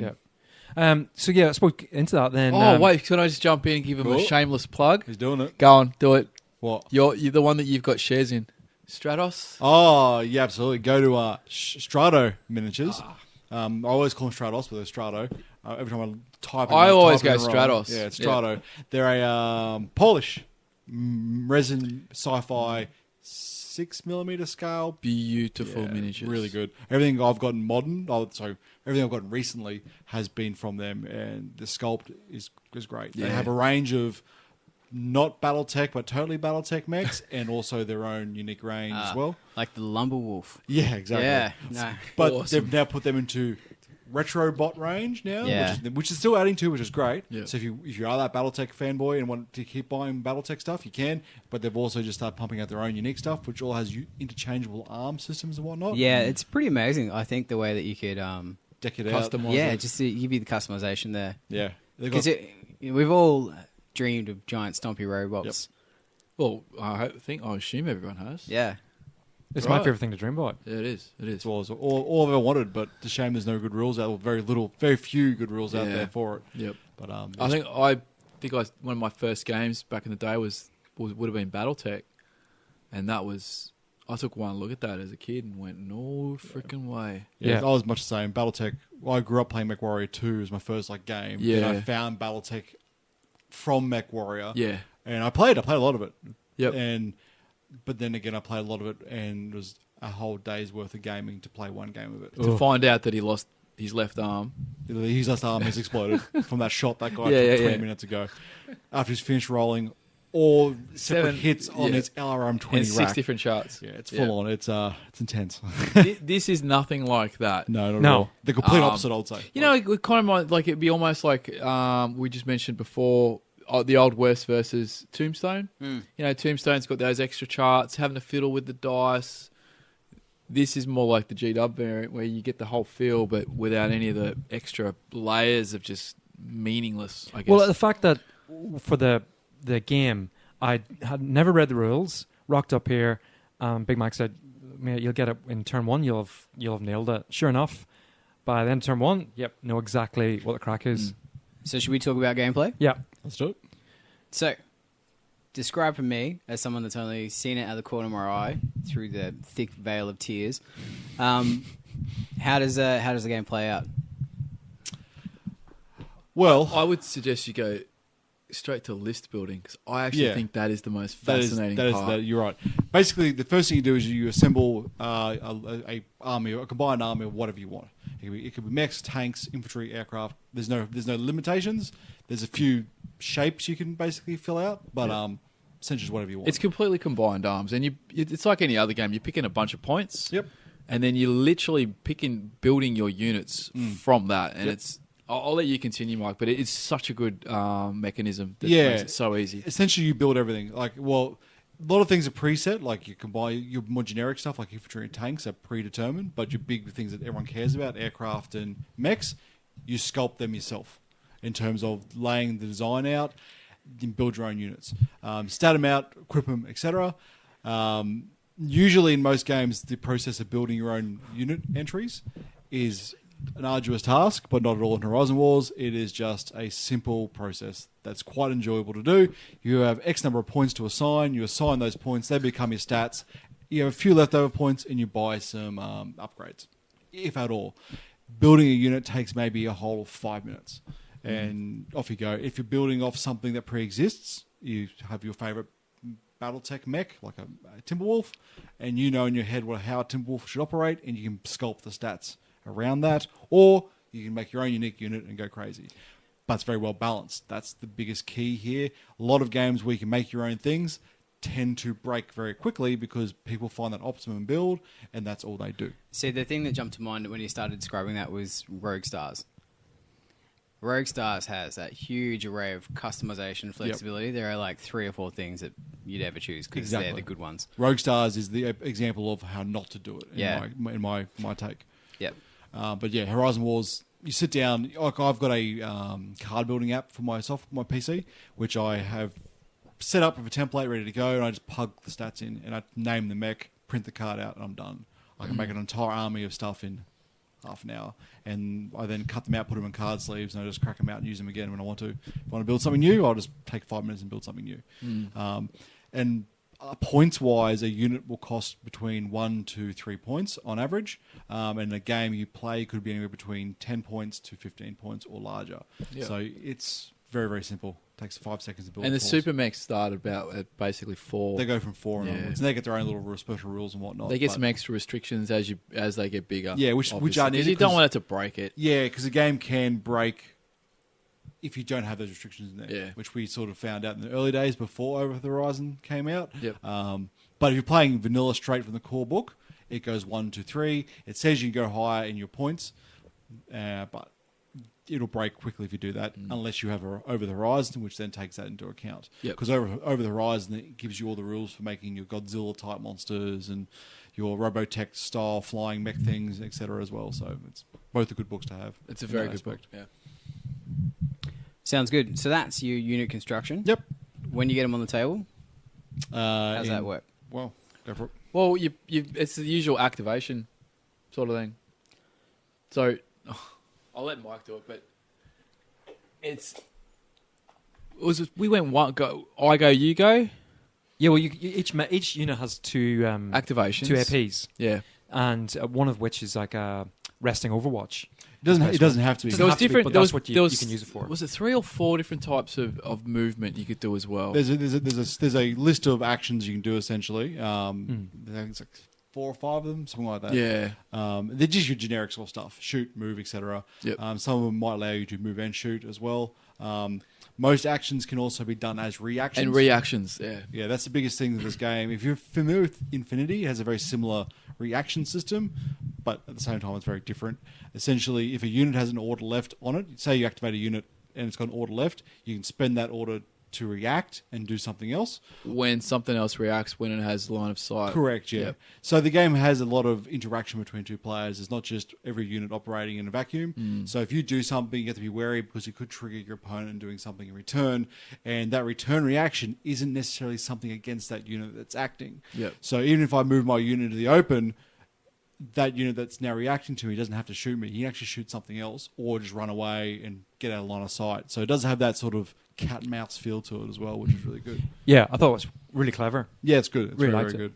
I think that's one of the things that makes the game... It adds the depth to the gameplay that it needs because everything else is so streamlined. If it didn't have that added bit of cat and mouse to it, it would almost be too simple. Yeah, and it was the usual sort of activation types that you would normally think of in any normal game, i.e. like a patrol move where you can kind of move and still shoot, and then you got the double move type thing where that's for some things. Yeah, but that means you can't shoot, things like that. So it's pretty generic in that format, but there's definitely some options there. And the reaction is the big one in that you're trying to guess what your opponent may or may not do and judging it from that. Something that I noticed when I watch you guys play was while the stompy robots certainly had center stage, that their infantry as well seem to be really important to the game. They really are, yeah. Like unlike most mass scale games, we have one infantry base where it gets killed if you fail to pass its 5+ or 6+ save or whatever. Infantry in this game actually have substance. Infantry do things; they can stick around for a long time. They can take the mechs out. They can. Infantry basically have the ability, if they win an assault against a heavier unit, i.e. a mech, it's not the odds aren't in their favour in doing the overall victory. But if they do manage to get a victory on the dice, they will immediately eliminate the enemy unit, Which is just crazy. including super heavies. Yeah. Because it represents the fact infantry can get in there under the mech's defences. It can chuck in explosives, sabotage it, whatever, in vital components only hands can reach, essentially. Yeah. And do some vital things. The thermal detonator in the underbelly. Exactly. Yeah. You know, exactly that. Or Master Chief diving into the walker running into Beautiful. the core Yeah, reactor and stuff like that. It's Yeah. unlikely unless you're using really crack troops. But the fact that every infantry can do it means that everything is scared of infantry all the time, which is great. Yep. And then go inside the buildings. And if you're playing a city table, infantry can dig into buildings. You have this really epic sort of back and forwards between skirmishes between buildings as infantry Well, from fire each memory, other. the game that Gregster played, we had infantry in buildings literally taking pot shots at each other from separate buildings, and then I think assaulting the other buildings, and it was That was the game me and we- JT played. Yep. And we had the infantry literally charging yeah, from one yeah, building to yeah. another building across like this war-torn street with mechs in between. having to them. run across the street and try and storm the building. It was actually very cinematic. It was Yeah, it really sounds know. really cinematic. Yeah, it was really good. Yeah, there's no 70-30 love over here. There's none of that. Well, we didn't need You're it. playing when- for the win. We didn't know. We knew you were safe. We Yeah. knew you'd already. As soon as you walked in, and you're like, oh, we just knew. It was like, yeah, I could pretty much I could slap you around. A There were bit. big It robots doesn't on the matter. table. It was only going to have one outcome. Yeah, Yeah. yeah. Yeah, It was an easy sell. let's it be was. honest. It was. Yeah. Well, I think we had the discussion when you were talking about what you would save from your house. It was your epic models were up there. Yeah. Even though Yeah. you don't even use them. So this Yeah. was an easy sell for you. And the fact that I had, from my army, I had Mike's flying tank, essentially. It was a Big gunship, aircraft, yeah. flying gunship. And I was literally doing the whooshing noises through the sky and While my pew-pewing. infantry in the buildings were basically Couldn't care taking less. pot shots at this giant bird flying around. I couldn't care less because Yeah, I was it getting to was good fly a big gunship It round the went table. down. It did go down. It went down to blaze of glory. Yeah. It was the MVP of the No, show. it was good fun. It is one of those games where you don't get mad about losing. It's just It's fun. It's not a competitive game at all. And if you try to play Yeah. it competitively, you're going to have a bad time because the rules aren't supported to be competitive. It's just meant to be roll dice, have fun, tell a narrative story as you do it. On This is the some biggest really strength. with some really cool models, really cool terrain. This game's an absolute winner. The other bit that I wanted to bring up because we're talking about gameplay is how you roll to hits. Yes. Yeah, I That's- found this fascinating. So, Essentially, if you want to target something, you measure the distance between the attacking unit and the target unit. That distance in inches is your target number that you require to roll above equal to or above to score a hit on the target. Now that might sound crazy if we're talking about large ranges up to like 36, 48 inches. Like how do you roll above a 48? That's because this game uses D12s and you roll a D12 per firepower on your unit and you add up all the results. And if your total result equals or exceeds that target number, you've scored a hit. So if you've got a firepower 8, you're rolling 8d12. And that can easily, if you roll high enough, reach out to 30 inches, 40 inches, thereabouts. And where the layers comes in is then when your opponent is rolling their defensive dice. That's right. And then you've got the 12s, which are crits. Critical hits, yep. Which then you can allocate to whatever part, and this is a bit we haven't gone into either, you basically take damage in a certain order. The person taking the damage takes it off the area that they want to take it off. However, if you roll a hit that contains a critical, the person doing the shooting gets to allocate where they want the hit to basically So go. you can go for that core, you can go for guns, you can do all sorts of things. And sometimes it can be more beneficial to shoot the movement or even the guns. Yeah, because if you run out of movement, that's it. You're not going anywhere. Yep. You're just sitting there shooting at whatever targets you could, literally that you can see while you're standing there. And calculating how much damage you do is very simple as well. It's basically you do 1 damage or 1 hit, which translates to 1 damage for every time you meet the target number on your D12s. So if I needed a 12 and I roll 37, Yep, that's 3 hits. If you can pull out, separate pools of dice, which each equal your target number, you will score a hit. So it's not, you don't divide your total by the target number. You have to pull out the dice that equal those amounts. Once you allocate a dice to a total, Correct. it stays there. stays So there. it means you might, if you need a 27 and you go and with the dice that you add up, you get a 29. Well, that's just tough luck. You lose Yeah, that dice. you You lose a extra high one, barrier.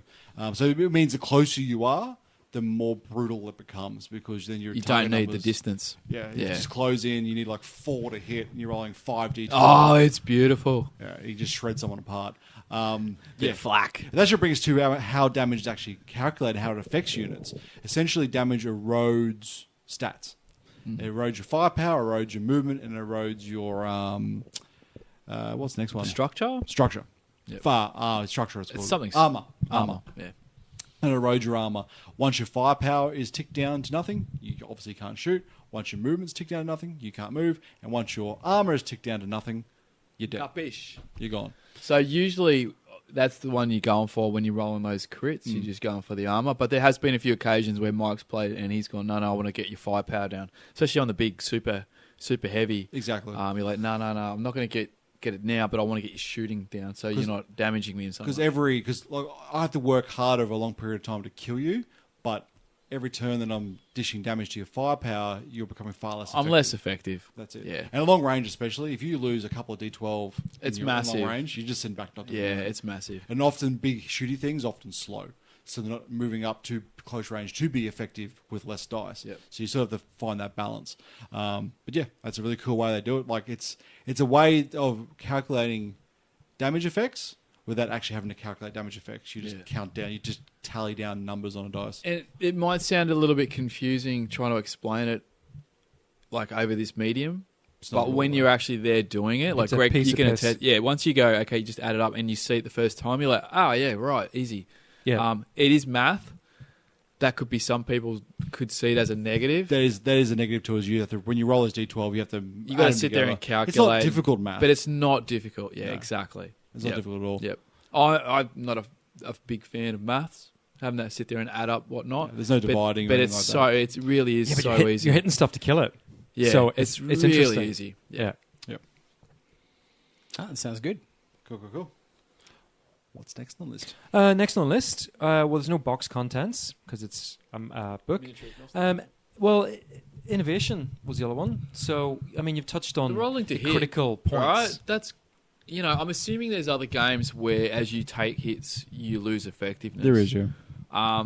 But that rolling to hit mechanism, I've never come across. It was one of the biggest selling points to me. Was that absolutely? Even, what about the list construction? Because List- I keep going back to that. That Yeah, just that's is my so- biggest. That's my biggest draw. Yeah. is the customization. Like, I looked at that first before I looked at the dice, Yep. and I was like, okay, that's really cool. List construction. I can build whatever I want. How do the actual rules work? Oh, that's also very cool. Yeah.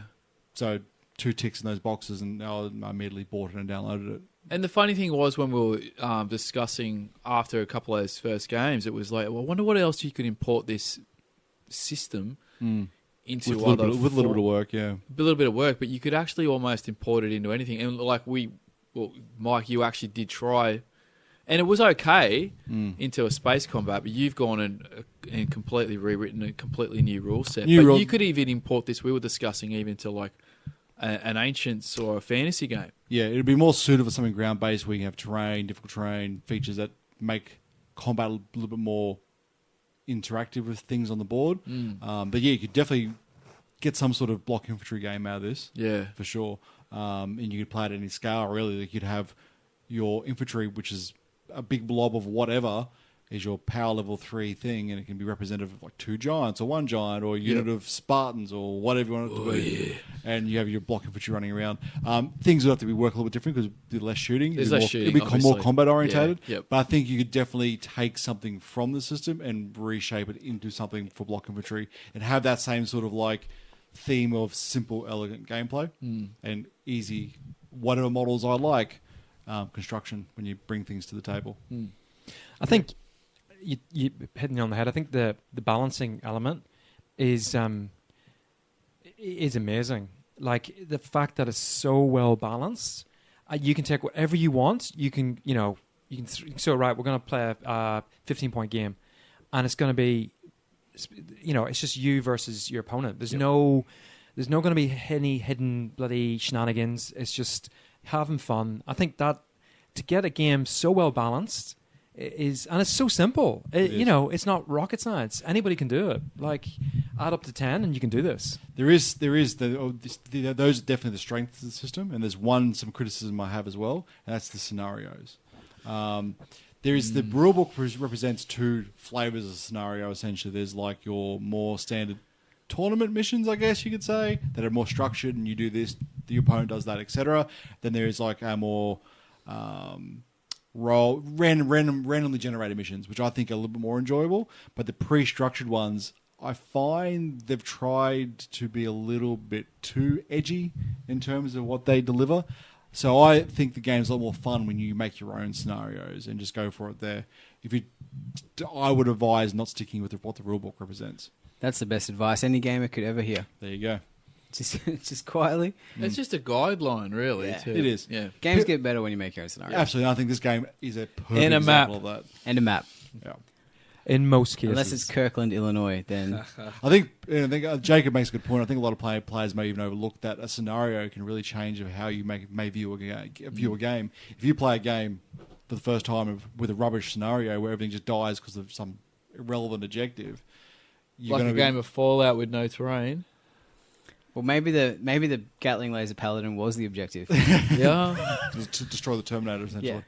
But yeah, the scenario is obviously a big part of any game. I'm sure the listeners here know that. Yeah, so shall we wrap it up and throw some dice at it? Yeah, any final comments? For me personally, I love the game. I really, really do. It's a bit of a double-edged sword for me because it is so simple, it is so streamlined. It does make it difficult to... Are you going to bring up replayability? No, not replayability. More the fact it's very hard to make new... The rules, because the rules are so simple and clean and easy, it's hard to add anything else to the rules. They haven't allowed themselves much room and mechanics you can fiddle with in terms of adding expansions and things like that. You're quite limited in that regard. I know that because I've tried very hard to do it. Yeah. And you sort of have to force it to make it to work, which I think you run the risk of then breaking the game. But that's my biggest criticism of it. Because it's not really a criticism because it's coming off the back of its biggest strength. Yep. So if you play this game, go into it probably expecting you're going to be playing what's represented in this book. Adding new rules will be difficult, but adding new scenarios and narrative and campaign that don't rely on modifying the core rules will work perfectly. So I think there's plenty of other gaming systems that have some awesome scenarios that are literally just plug and play into this. Well, we talked about grabbing some of the Batman scenarios. Batman, Vanguard, Malifaux. There's so many of them that would work just so easily in this. Just fill them a little bit and off you go. Final thoughts. I really like the game. Yeah, because of the simplicity. Like the two main areas that I really liked was, I'll say three. I won't even give it a number. The simplicity, the list, how the lists are built, the rolling to hit. There's not too much to track. No, there's not lots of dials and this and that or anything. Considering you're tracking damage, you're not actually tracking almost nothing. You're literally that's done. Cross one off. Yeah, that is it. No, I really liked it. Yeah. And I'll be keen for some more. Hence why I've got lots of buildings. We are sitting here, the tables ready. In a it's city. getting there. It's getting there. I think just quickly for me, I played it on Thursday. It's going to be no surprise here, but bought the book on Friday night. Yeah. And by Saturday or Sunday, I had a game with the kids. Had that. So I didn't have D12s. I used D10s instead, but whatever. Like it's the same sort of principle. And it was so much fun. So any game that I can, dumb down the rules to a certain extent. Well, D10s works fine still. You just make the board a little bit smaller. And But we did. We played in a 3x3. That's fine. And we played the three of us in a 3x3. And we got stuck into it. And any game that at the core I can play with my kids is a winner for me. And the boys loved it. The boys could they rated my cupboard, and they took some. So they epic took stuff. all the epic stuff out. They took some epic stuff, yeah. So that for them, they could really get into it because they could take whatever models they liked. Yeah. So could I. Did it feel good seeing the epic stuff on the board on the field board, again? It was awesome. I had the same that same sort of feel when I had my BattleTech stuff out because I've had it sit on the shelf forever unplayed, and to finally get it out there on the table, rolling dice, best feeling. And it's funny because my like you got kids, right? The two couldn't get like did I spawn these two because they're so bloody different. Yeah. One is in your face attacking, like charging up the battlefield, taking everybody on, and the other one's hiding behind a building, like. That's the one you like- spawned. If there's a paternity test here, that's the one you spawned. 100%. It's just like so. Anyway, the young fella who was like driving up the battlefield, he won the game in the end, which is great. So, and the best thing is he loves. Again, it's so different. One loves science fiction, the other one loves World War II style, that sort of genre. So he's got all these bunch of Sherman tanks. I think from maybe Flames of War. I'm not even too sure where they're from, to be honest. I would never play with them because we've never had a game. I've never had a game system to use them with. Yeah. And now we've got this and say, mate, anytime you want to use those Sherman tanks with those World War II dudes, we can crack them out and off we go. Oh, cool, that. Me and Mike were talking even about dystopian wars. Yeah. Yep. You know, that's sort of more steampunk sort of Totally, small yeah. scale. You know, you get out your old You literally- Spartan gear stuff. Even and though Horizon Wars is sci-fi, if you strip it back, there's really no sci-fi elements to it other than No. what things are called. Just make things, Just rename make- them so they're more Totally. fitting yeah, to your setting. and apply the stats as you know, Exactly. as Your best rocket you launcher can. becomes a steam cannon and off you go. Exactly. Yeah, Yeah. go for it. You know, and Teslas and all yada yada. Yeah, Yeah. good Well, fun. now you're talking my language. Oh, All right. yeah. So numbers. Oh, we're ready? Dice. What do we All right. have? So Six- Jacob, is I'm that assuming Out of six. six Out of dice. six. And I'm assuming you're going shall- on your want to No, play I the will. game. I'll actually. Because you've seen enough of it. No, I will. You know what is it? I will abstain. Abstain. That's the word. Yeah. Abstain is generally not in my vocabulary, but in Alright. this case, I will. You'll shall stay in. abstain. Is that what you said? Stay in? What's that? That's Monica's dress. What are you talking about? Oh, jeez. Oh, we went there. All right. Nice. I did not exhale. Mike, you're the guest. No. You guys go first. Okay, mine's easy. All right, We mine's can't five. do halves, can we? Mine's a 5. No. Mine's a 5. Five. Mine's 5. Five Yep, from yep. 6. 5. What would get it to a 6? A miniature line. You know, a miniature line would be good, but there's enough other companies out there, or if you want to be the retro guy, there's enough there. But a miniature line would help. But I think I had it and it just went. I'm going to give that thought 1 out of 6. Yeah, no, it's gone. Well, I'll Move jump, on. I'll think. I'll jump in. 6 from me. I bought it. Yep. Love it. It's $25-ish. 20 or $25. It's cheap as chips. You can use whatever the hell you want. That's Australian dollars, not freedom dollars, or Correct. Or English pounds. Yeah. English British pounds, which Yeah, could farthing pounders. significantly deteriorate on the 31st of October. fingers crossed, because I'm hitting up those web stores anyway. Smash them. So for me, it's for those reasons, and it's got playability. I think Big Mike, you nailed it. If you play scenario-driven games, it's got serious longevity. Mm-hmm. It's got everything that it needs to be and more in buckets and spades. That's why I didn't give it the 6. Was the scenarios? We've played a couple of scenarios Yeah. that just did not work. Yeah.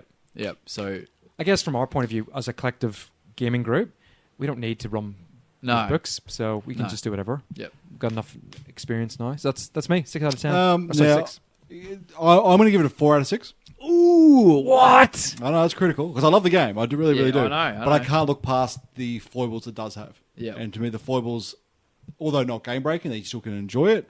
One, scenarios are a little bit meh. Second, some of the rules aren't really a little bit unclear in how they're written, especially the charging stuff. I know Yeah, we've totally. gone back on that a lot of The times. charging one was, and sometimes the flight one can get a little bit wordy from memory. The flight ones, honestly, I praise how simple the flight stuff is. 'Cause Yeah. you are handling flight with altitudes. As soon as Yep. you introduce altitudes to it, it becomes complicated.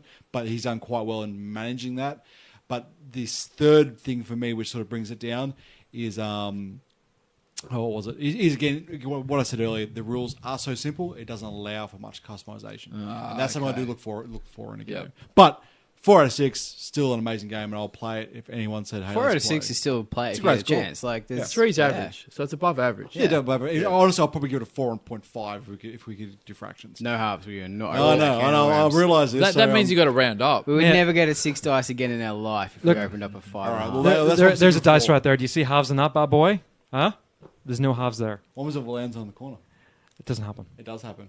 It, I've seen D6s land on their corner on grass mats all the time. those grass mats, though. Come on. Those grass mats. If anyone has a G-Dub grass mat they want to sell, a Citadel grass mat, I'll put out. The old one. I'll pay 150 right now. Yeah, I saw one for cheap somewhere online. 150 right now. I'll put my hand up. I'll back. I want one too because I've lost mine. Yeah, I'll outbid Greg. I'll go to 200. Don't tell him. Don't tell Greg that. Someone's sitting back going, I'll send it to you for free. And they've said that. They're like, well, okay. I'll give you a Delta 1-0 game and $100. That's a good deal right there. I'll come around with half a gram. And a Delta 1-0 game. And Monica Lewinsky's dress. And a cigar. Oh my god. What a time. All right, so we've got a 5, a 6, and a 4 Controversial. from I Grumpy know. Cat over there. I know. Is that your first review? No, I did No, you did Shade Shade Spy Spy. for you guys. What'd you give that? That was back when you did the 5 stars. Yeah. Or the 5 dice. I think I gave it a 4, I think. So that's about. Well, so he's a 4 average. I think that's low. I think he's the grumpy. I think Four you're the four Grumpy average, Cat. too real, man. Yeah. Grumpy Cat, cat, eh?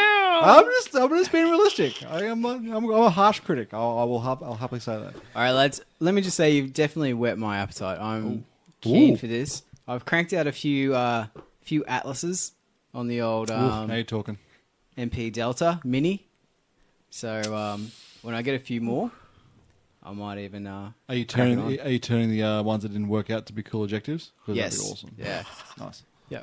There's been a few of them. Yeah, you have a lot Let's of hear it. objective markers. One looks like it's got a full auto cannon splat to the Oh. back. It's just Stop it. the front is perfect. The back just looks like it's. You got to open it up from behind. Yeah, Yeah, definitely. At least you can still use them. Yeah, that's it. Yeah. That's it. I like it. All right, well, we will leave it there, and I think we need to start talking about a little other game one. called. Delta 1-0.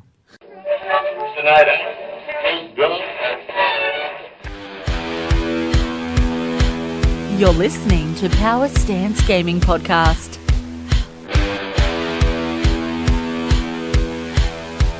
And now, this.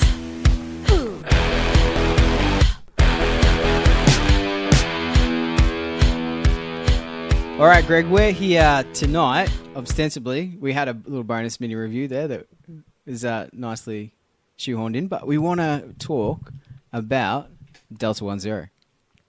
Now, we've talked about Delta 1-0. We've talked around Delta 1-0, and we've talked about the development and that sort of stuff, but now it's real, brother. It's getting that way. 75% real. It is. Do you As mind that's if I official. just give a little update? Yep. Yeah. So as of this moment, we are sitting at, as someone that's pledged and keen for this game, super keen for this game, at 73 backers and sitting at just over 75%. Nice. And that's not even 3 full days into the campaign. Yep, that's right. We're just after 3. Yeah, we're into our 4th day. Oh, look at that. Yep, we are 11 minutes into the 4th day. Yep. Well done. Yep. Wait, what time is it? Oh, I was gonna say- It's been an absolute roller coaster. Nothing can prepare you for it. It's so whenever we took Jacob, Josh, and myself have got our little development chat, and these guys know that I've been pounding them. Pounding's the wrong statement. We've been taking a pounding. Oh, Yes. I can Yeah. see why you keep it to a private chat. That's why I had to sit on the cushion chair. So they know that I've been second guessing myself and poring over the forums to try and get some feedback. 'Cause you really don't know. Like it's a whole different world out there, and Kickstarter's a whole business to itself, and it's a whole project on itself. You got your game, and then you got Kickstarter, and it's very much true. You've got to treat it like its own beast. And when we hit launch, when we hit that button, nothing can prepare you for it at all. And so we hit the button, and then within 2 seconds, 3 seconds, bang, first backer, and it was like, that was Tony Peaver. So big shout out to Tony. Hey, Tony. Absolute top I'm going to legend. get Tony's map back to him, by the way. Yeah, and you actually see the counter. So you're watching Kickstarter, and it counts up. So people like who, big businesses, for example, that do use it, and we've commented on them in before. Anyone in particular? No. It must be like an absolute drug for them, because you'll just see that meter like literally spin round like at a massive rate of knots. Like for me, it spun around a bit, but nothing compared to the big businesses. And for me, just seeing it spin that little bit was incredible. Well, I know when the BattleTech did their clan invasion, their goal was 30,000, and by the time it ended, it was 2.5 million. That's mental. So that gauge must have been smoking. Yeah. Because that was mind blowing how fast that rocketed And up. from my own little world, so we pushed the button at just after 9 o'clock, and then there was great feedback, great chat, there was great banter. I got to bed at 1 o'clock, got maybe 2 hours sleep, straight up. No, it was 3, it's 4 in the morning when I got up. Straight up, straight into it, and answering people's questions and going through it all, and still was, we're still ticking along nicely, and it was just an incredible buzz, and just all through the day, just buzzing. And then, man, do you hit it, you just come crashing down in the evening, because you've only had 2 or 3 hours sleep. And at that stage, things are starting to slow up, and you just hit this massive wall of tiredness and depression, because you're shattered. You're absolutely exhausted. Depression surprised me, because, you should be super proud. Absolutely incredibly proud of what Only you've because, done. and I guess there was so much, as you know, and both you know as well, there was so much work that went into getting that page as professional as we could with the resources we had. And I've gone through several issues just recently where people dropped off that were supposed to help me that didn't help me. So it was a mass panic just to try and get it ready and get the page launched. So the fact that we did it on like Tuesday just gone was it was an uphill battle to get that. So I guess that didn't help. The fact that I had a plan A, and we were cruising along for about 2 months with plan A, and literally overnight, plan A went up in smoke, and we had to go to plan B, and it was just trying to get people just to get things done. And hats off to you, Jacob, because you're a big part of that. With the videos. Honestly, it would not have got there without your help. It looks harder than it is. It really does. It's easy to say when you know how to do it. No, it is hard. Yeah. I have tried, and it Yeah. is hard. So, hats off. Hats off to all of you in the room, because you help with play testing, Big Mike bouncing ideas off, and, all that sort of stuff. Mate, you were there bloody for the video, Muddy, with the balaclava on. I didn't even get breakfast either. Sure. Don't get me started on breakfast. It's so good. It was so good. So It was good. So good. So look, everyone in this room, and look, and our extended playing group, my thanks to them, because all of us as a collective has made this happen. So it's just not a one man thing. What shadow of a doubt? Definitely not. Yeah. No, it's certainly been A roller coaster? a roller coaster, but I think it's testament to a community when they see value in a project, what they're willing to do and how they support it. So, but like from the start, our mission's been to bring, Greg's vision to life.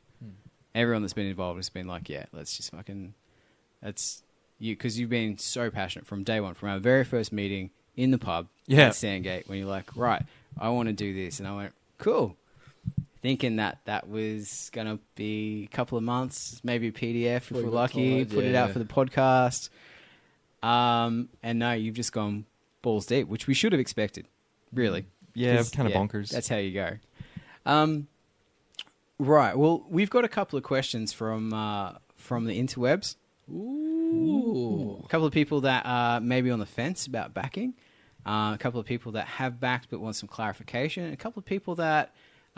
look, I'm gonna put it bluntly, being a little bit critical and maybe want some feedback. So, are you game for this? Bring it. Bring it. I love it. See, all the years of surprising him with whip around questions. Look at him. He's a pro. Yeah, he's used to it now. He's sitting back. He's just lit his pipe. He's ready. I mean, what's it? I forget. like showroom mode. Salesman, that's it. Yeah, you got There you go. The used your car plaid salesman suit stuff. Used car on, salesman, good that's to it. go. Yeah. All right, so the first one it's an interesting one. I got to admit, when I saw this, I was like, oh, there we go. Where'd you get all these questions from? From a variety of Sources. Oh, a right. couple of Facebook groups, couple of direct messages, Yep. and a few other little bits and pieces. Oh, this is going to be intriguing. So I've decided not to use names, Yep. Nice. just to protect the innocent Yep. or the guilty. And I Must be legit, some I good have questions. legit no idea what you're going to ask. No, that's all right. So the first question I'd be peeking, man. I would be peeking right now. is it's probably one that we may have even covered. Is how come you've chosen a modern warfare game? Because the sentiment that was put out is there's already modern warfare games.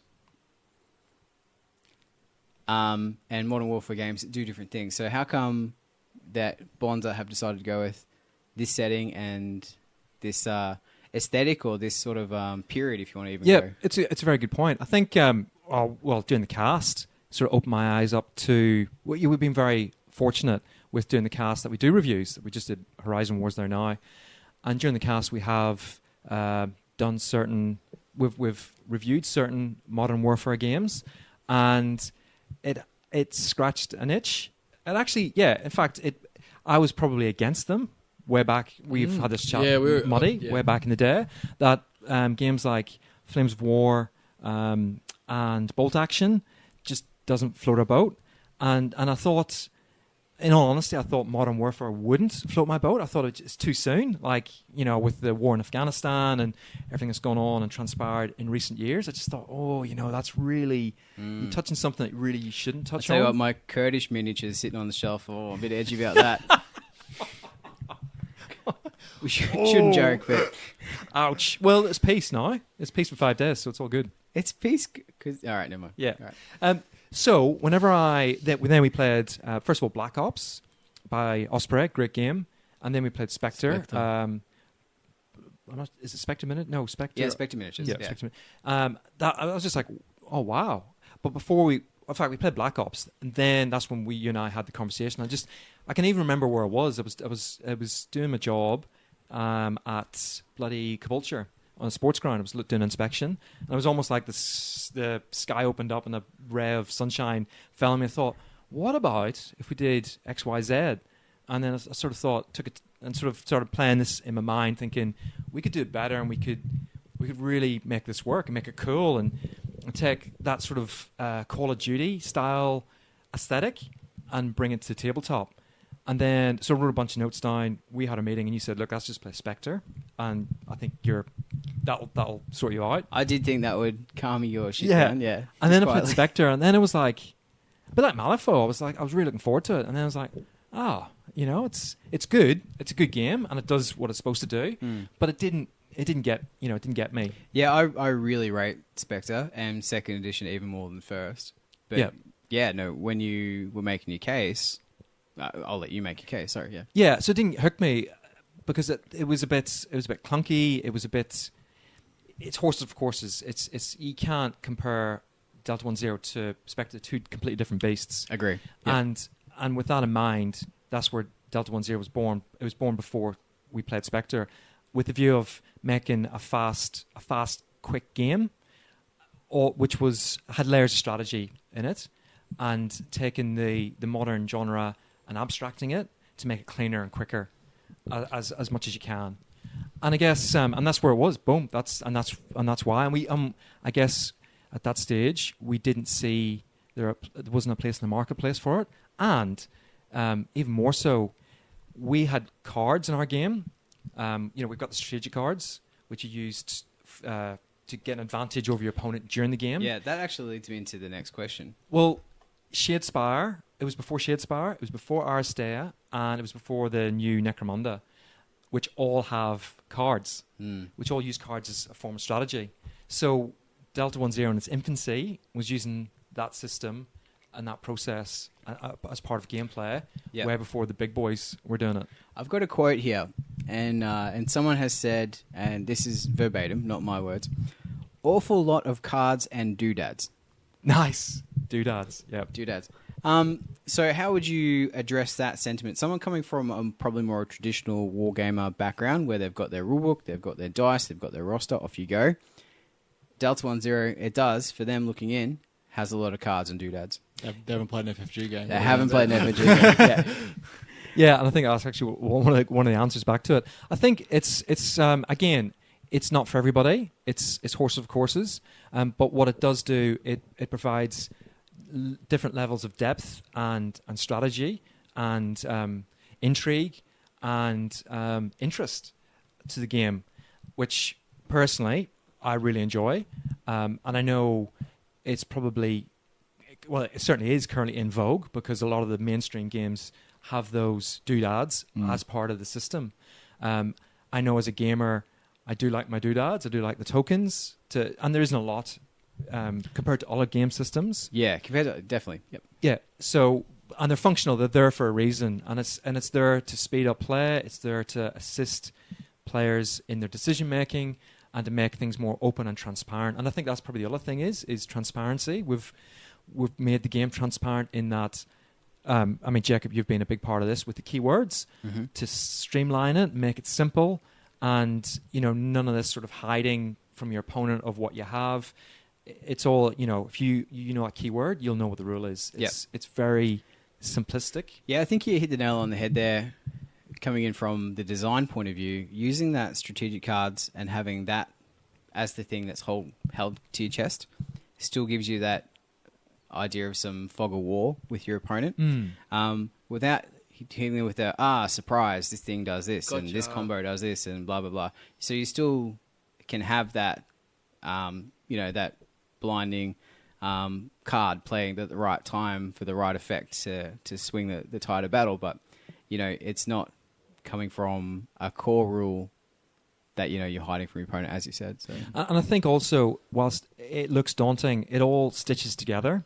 So, we've got, there's probably 3 key components. So you've got your strategic cards that you mentioned, which, you hold to your chest. You keep blind from your opponent, and they offer different strategic advantages. And I won't get into them too much because it's not, there's probably not a place to get into the depth, the minutiae of the game.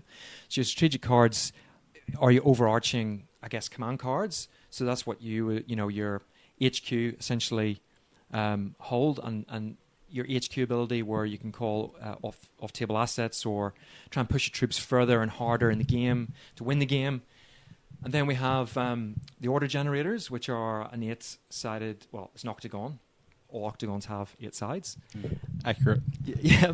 It's in the name. Yeah, exactly. This is how you know it's a modern game and not a sci-fi game too, because if a sci-fi would have 6. Well, in the future, they learn to streamline down a little bit and shave off 2 of the edges. To have hexes. Yeah. So the order generators are intrinsic to the game in that for you to activate a fire team, you have to select an order of which there's 8 on the octagon. No surprises there.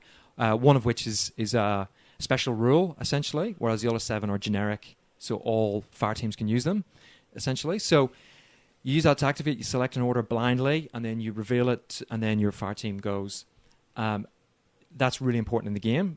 You can't operate a fire team without that.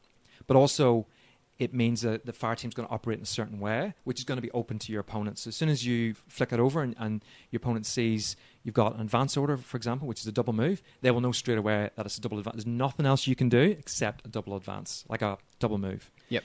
So again, transparency and openness.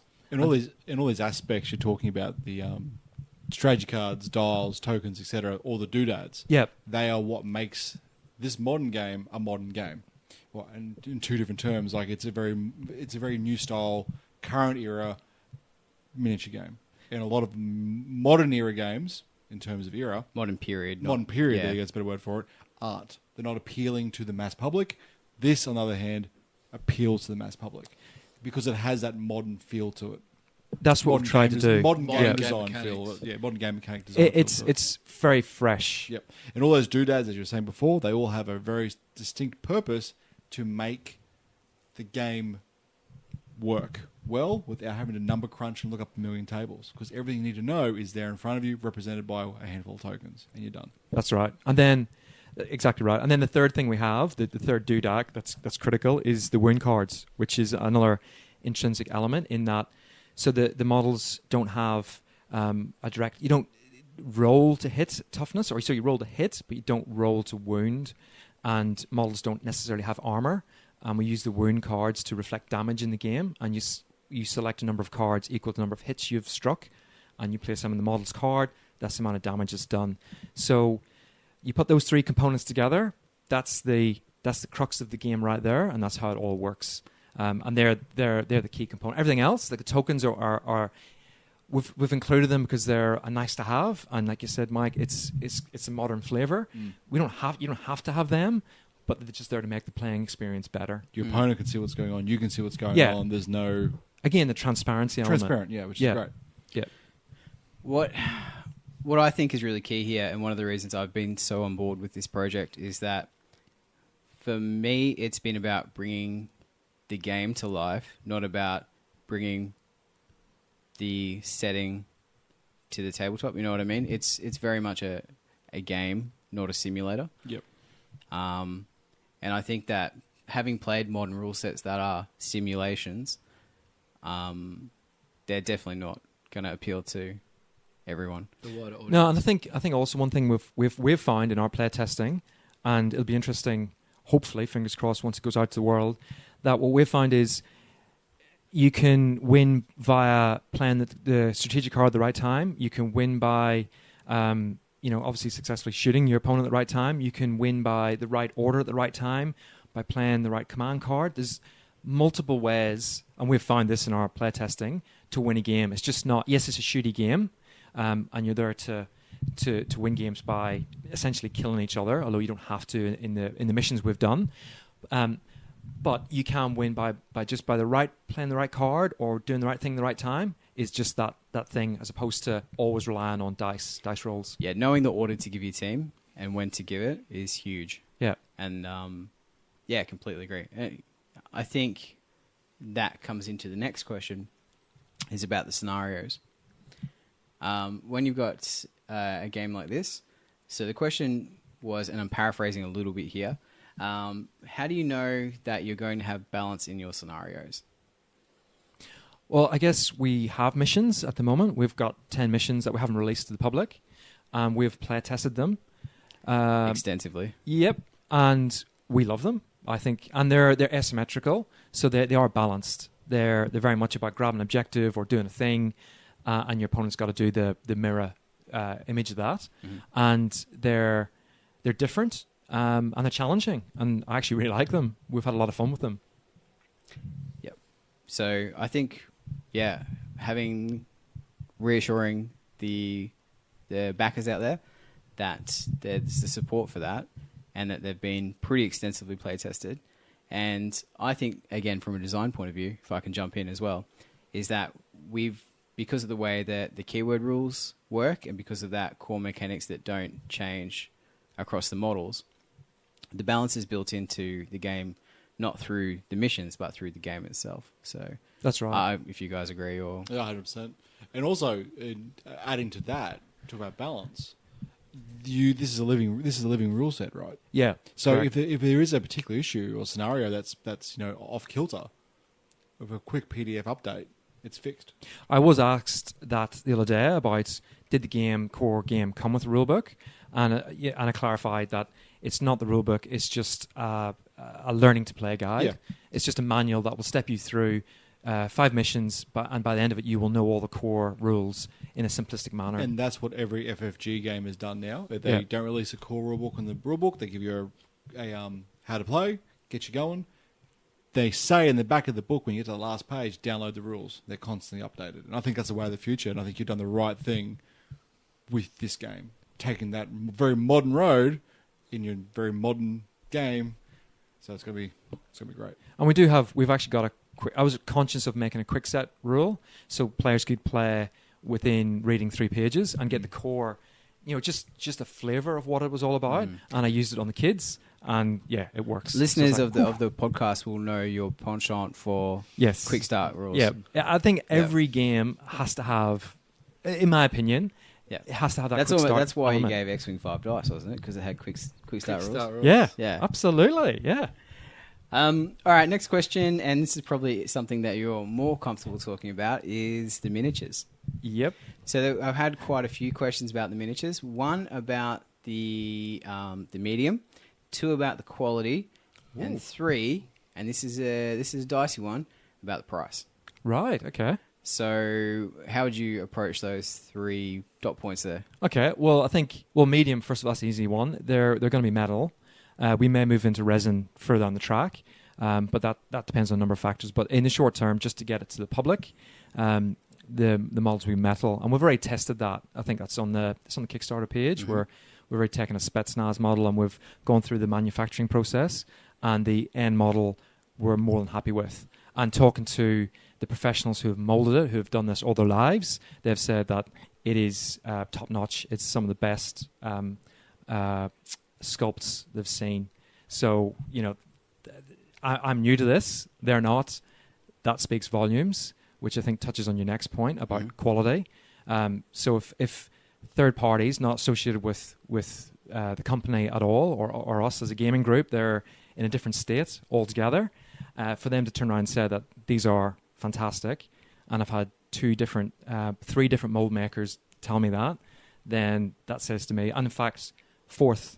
So I've had 3 people in Australia, all professional mold makers, tell me that they're fantastic. And Skill 75, who did the 3D print, also told me that he was blown away by the level of detail and just the level of detail, and I guess the coolness of the model. He loved it.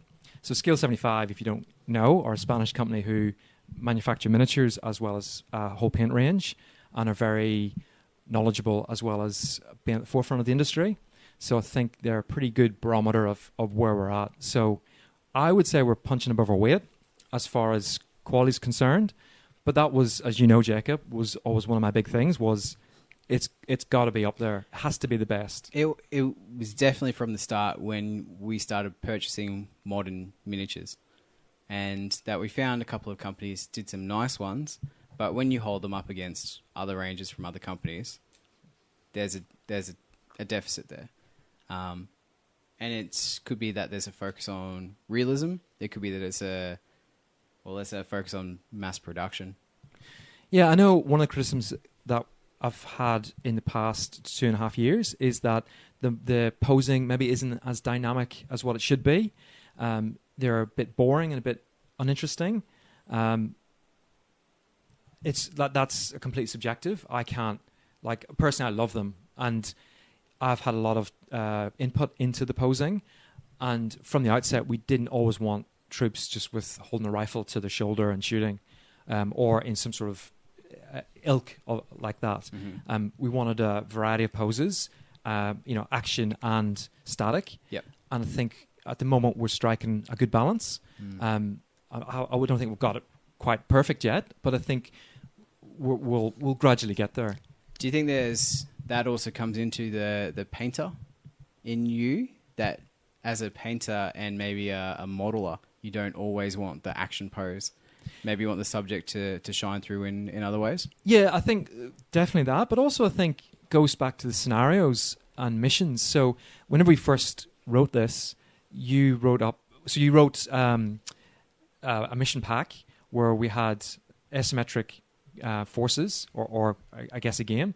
And then on the second panel, so it was a page 2 columns. Left column was asymmetrical. Second column was scenario driven. So that always stuck in my mind, and thought, well, we had lots of fun playing those scenarios, because it was taking the same mission but just changing the dynamics of it and adding in some cool stuff. So I sort of figured, well, if you've got guys on patrol, you're not gonna be guns up. They're gonna be looking at the ground, kicking the dirt, because it's human nature. Or they're gonna have the gun in a relaxed stance. Yeah, not when the political officer's around, that's for sure. Well, yeah, that's a different thing. But so I thought, well, if you've got that scenario, it'd be cool to have those models sort of, smoking a cigarette. That to me, that's a really cool thing to do, because that's what modern soldiers do. They're not all shooting each other. And I guess that comes to the story as well, because in the story, it's set in Eastern Europe, and currently it's a crisis, and Russia's kind of pushing its muscle around and pushing the boundaries, literally, on the West, and the West doesn't really know how to deal with it, and it's a bit of a crisis, and blah, blah, blah. because of that, you're going to have this situation where you're going to have troops out on patrol and they're going to be bored. So yeah, why not reflect that in the models? It's different. It's never. I haven't really seen it. Not sure if you guys have, but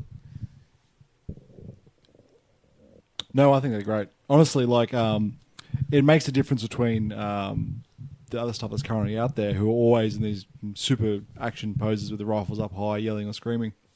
From a person who likes collecting models and seeing those cool stances and different poses, it adds so much more character to them.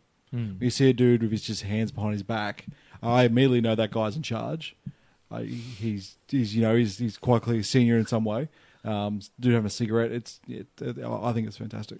I think it was one of those things that separate what you've done from everything else, and also the fact you've embraced that more heroic proportions. yeah, true scale. Yeah, true scale. Yeah, it's you haven't got big head syndrome. Which I find a lot of and them big modern. hands, big hands, Yeah. big heads. Yeah, they look great. Yeah. And it's finally a modern game because I love that modern era where I can get models I can get behind. So And it's no, I'm not gonna lie. We used Corvus Belli sculptor. So our that sculptor shows. based in Spain. He has done work for Corvus Belli, who I believe are pumping out some of the best, if not the best, science fiction models right now. In fact, I think they are. You've mentioned that a few times on the podcast as well. Yeah. I am a fanboy of Corvus Belli. So to snag one of their sculptors, Yeah, I mean, stoked. you don't have to be an Infinity player or a Corvus Belli fanboy to appreciate how good their sculpts are. They're just mind blowing. Yeah. Quality. Yeah. And if you can get that into your own things, even better. So last point is the touchy one, price. yeah. Well, I guess it's not cheap. It's as simple as that. They're, to put it in realistic terms, we're pumping out Corvus Belli equivalent models. We're priced in a similar vein as Corvus Belli, and the reason for that is because it's not cheap. It costs money to get them professionally sculpted, and then obviously master molded, and then you got to get from the master mold, then you create your molds, and then so on and so forth. You're not sitting in your bedroom with the green stuff and a paddle pop stick, are you? No, this and is- nor am I sitting. And that sounded flippant, but I mean there are plenty of sculptors out there producing good stuff that way. But you've gone with a very technical route on your sculpting. and likewise, I'm not sitting in my garage with a casting machine throwing some metal into a caster and punching these out myself. We're employing a third-party manufacturer based in Australia, so they're going to be Australian-made models. So quality will be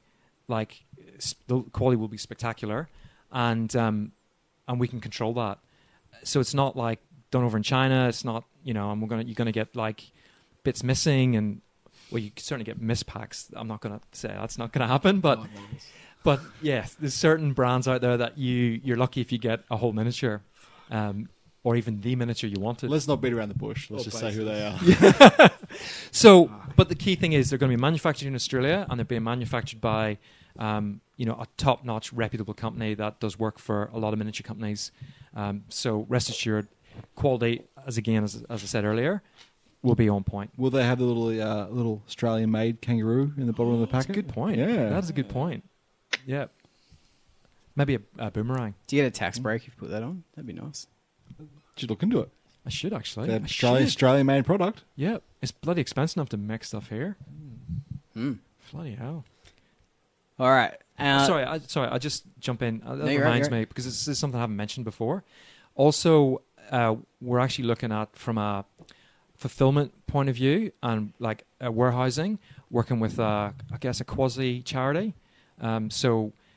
This particular company, they're subsidized by the government, but they employ people with disabilities, because it's obviously difficult to employ people with certain disabilities. This company goes out of its way. That's all they do.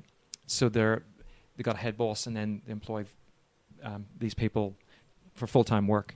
So I've reached out to them, touched base with them, and we've had discussions, and all being well, they'll be our warehouse, and they'll help us pack the models, basically our distribution center, which is great because it's giving back. Yeah, you're supporting community initiatives. That's Yeah. fantastic. Yeah, as well as supporting Australian. Yeah, so Australian, yeah. Which, So- if you're not already on board, that's two great reasons to jump on. Well, why not? Yeah. Final question, and this one's a bit of a breather, so relax. So a lot of people have looked at it and said, "That's fantastic. What next?" Oh, interesting. Because okay. gamers are nothing if not ferocious beasts who just devour all that's in front of them, and I think all four of us in the room fit that category. I don't know what you're talking about. Yep. So everyone's gone, yep, backed it, loved it. What am I going to get next? So, Well, if we're successful, which I'm hoping we'll be, literally, the once I know it's like we're good to go, I'll be pressing the button on. So the next two factions will be US forces and rebels, who we've play tested to the point where we're happy with the concepts and happy with the play style. We just need to flesh it out. But the core framework is there for those two factions. I'm so in love with Rebels, by the way. Yeah. If I don't get to play in this space, I'm going to be devastated. And I guess to give the listeners some feedback, the way the rebels work, they can be, I guess, good guys or bad guys in inverted commas. Rebels means that there could be terrorists to some people, or they could be, freedom fighters. It depends on which way you look at them. Yeah. So they're a very interesting faction for us, because that's another thing what we want to do with this, as Mike said, this modern game. We want to keep it fresh. We just don't want to get stuck in the current genre, which is very much the tropes. The tropes, yeah. Yeah, correct. We want to push that and push that abstract. You've got a unique setting that's more than it's borderline sci-fi. Yeah. in its way, so you can push that and do your own thing more than most modern period games. Yeah, while still maintaining the modern period feel. we can take it to that next level, I believe. Absolutely. So next, US are interesting. So I guess to tell listeners, so we've got 6 factions planned. New Eastern Bloc, which is essentially Russia, and the UKPF. Those two factions are very similar. They kind of sit in the middle, but on opposite ends of middle, if that makes sense. Left and right spectrums. And then we've got US, which would sit to one far left, and Rebels would sit to the far right. And then our next step will be NATO force and crime gangs. Ooh. And NATO will probably sit in between US and UK, sort of splitting the two of them. Whereas crime gangs is going to go even further right of Rebels. They're going to be really extreme and really I'm very interested in that. very one. abstracted rules. And we've had play tests with them, and we've got a framework which is really exciting. And I would say of all the factions, they're by far the coolest. They're a lot of fun. Yeah. And really out there rules wise. What I love too with that idea is that the dynamic where the center sits between the NEB and UKPF now eventually will shift. So where your line between goodies and baddies is no longer a line that's going to exist too much. Yeah. Yeah. So that's, and when I say goodies and baddies, I mean red and blue or whatever Yeah. you want to call it. But that certainly blurs, which is great. So, and I guess, so that's the initial pipeline. So if we're successful, boom, I'll push the button on the sculptor to start producing work on the Rebels and US forces, because we'll have funding. And with that funding, I can siphon some off to go straight into this. And we did say that on the we've said that as far as transparency is concerned. We've said that on the Kickstarter page. That's what we'll do, as well as use the funds to fulfill the current game. But then beyond that, so that's a short-term plan. That's 3 to 5 years. And then beyond that, if we can keep this wagon rolling, we've got more factions planned in different parts of the world, with more abstract rules, with more different genres being explored within this modern world we're creating. Mm-hmm. So all up right now, we could easily fill out 12 factions as we sit here. So easily. And we've got, certainly in my head, I've got working rules for certainly, In the short term, though, I'm looking at the stretch goals, and if we could get Fog of War unlocked, yeah, I just know the backers are going to love it. yes, I just know that they will love it. And I don't want to give too much away because it's kind of mysterious. It's sitting there, ooh, Yep. what's this? There's the hint there that's 3 to 5 players, but, oh man, that's a space that I want to play in as a designer. I think that could prove popular in itself. Yeah. A bit of a hit. Well, and Jacob knows this.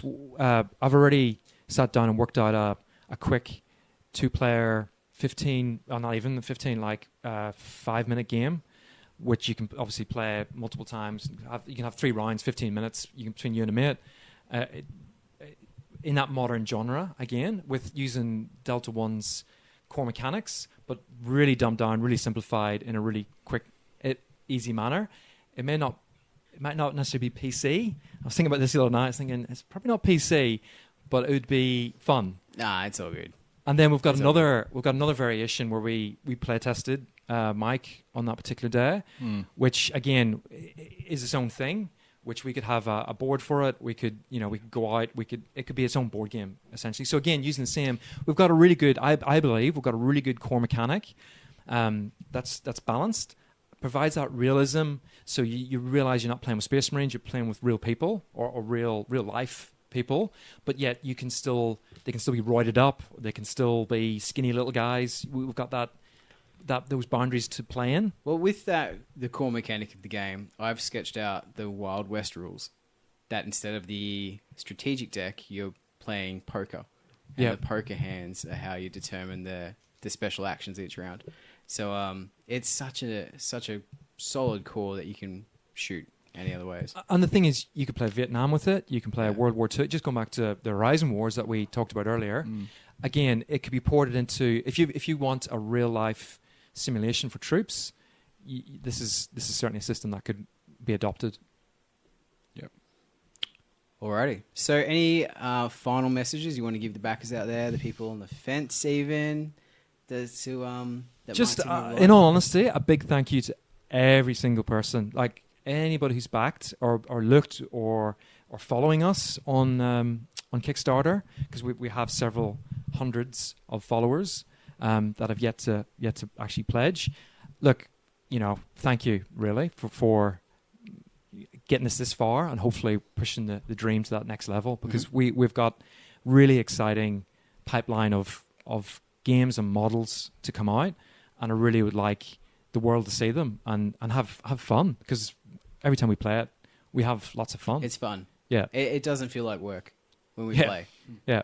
And there have been times where I've been playtesting things and it's felt like work. Yeah. But no, this one is genuinely fun every time we crack it out. So look, thank you. The rules are there free on the Kickstarter page. We'll post up all the YouTube videos, the mechanic videos and the gameplay video on the podcast website. I think there's enough there for you to get a good feel of. If not, drop the Delta 10 Facebook page a note. One of us will answer it, and we'll do our best to answer your question. We've had lots of questions in the past week or so, 3 days, about the rules and whatnot. So happy to answer any queries. Just drop us a line. So, and thank you once again. No worries. Thank you very much for your time, Greg. All right, lads, we might leave it there. Any final thoughts for the ponders this evening? Happy gaming. And if not, bloody throw a campaign with a map in it. Yeah, do it. October. Campaign month. Make it happen. With a map. Maptober.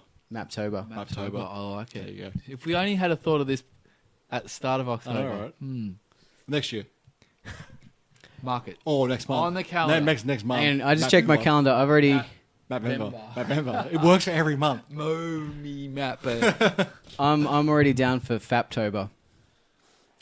That's every day. And Fapvember and Fapsember.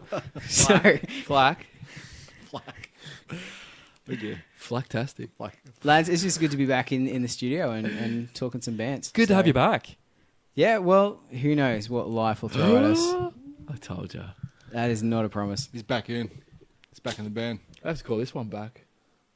Back from the dead. Yeah, we'll see. Yeah. We'll see. That's a no. All right. So, ladies and gentlemen, good night. Good morning. Thanks for listening to Power Stance Gaming Podcast. Find us on Facebook, Twitter, YouTube, Spotify, iTunes, and Podbean. Subscribe and review. You know you love us.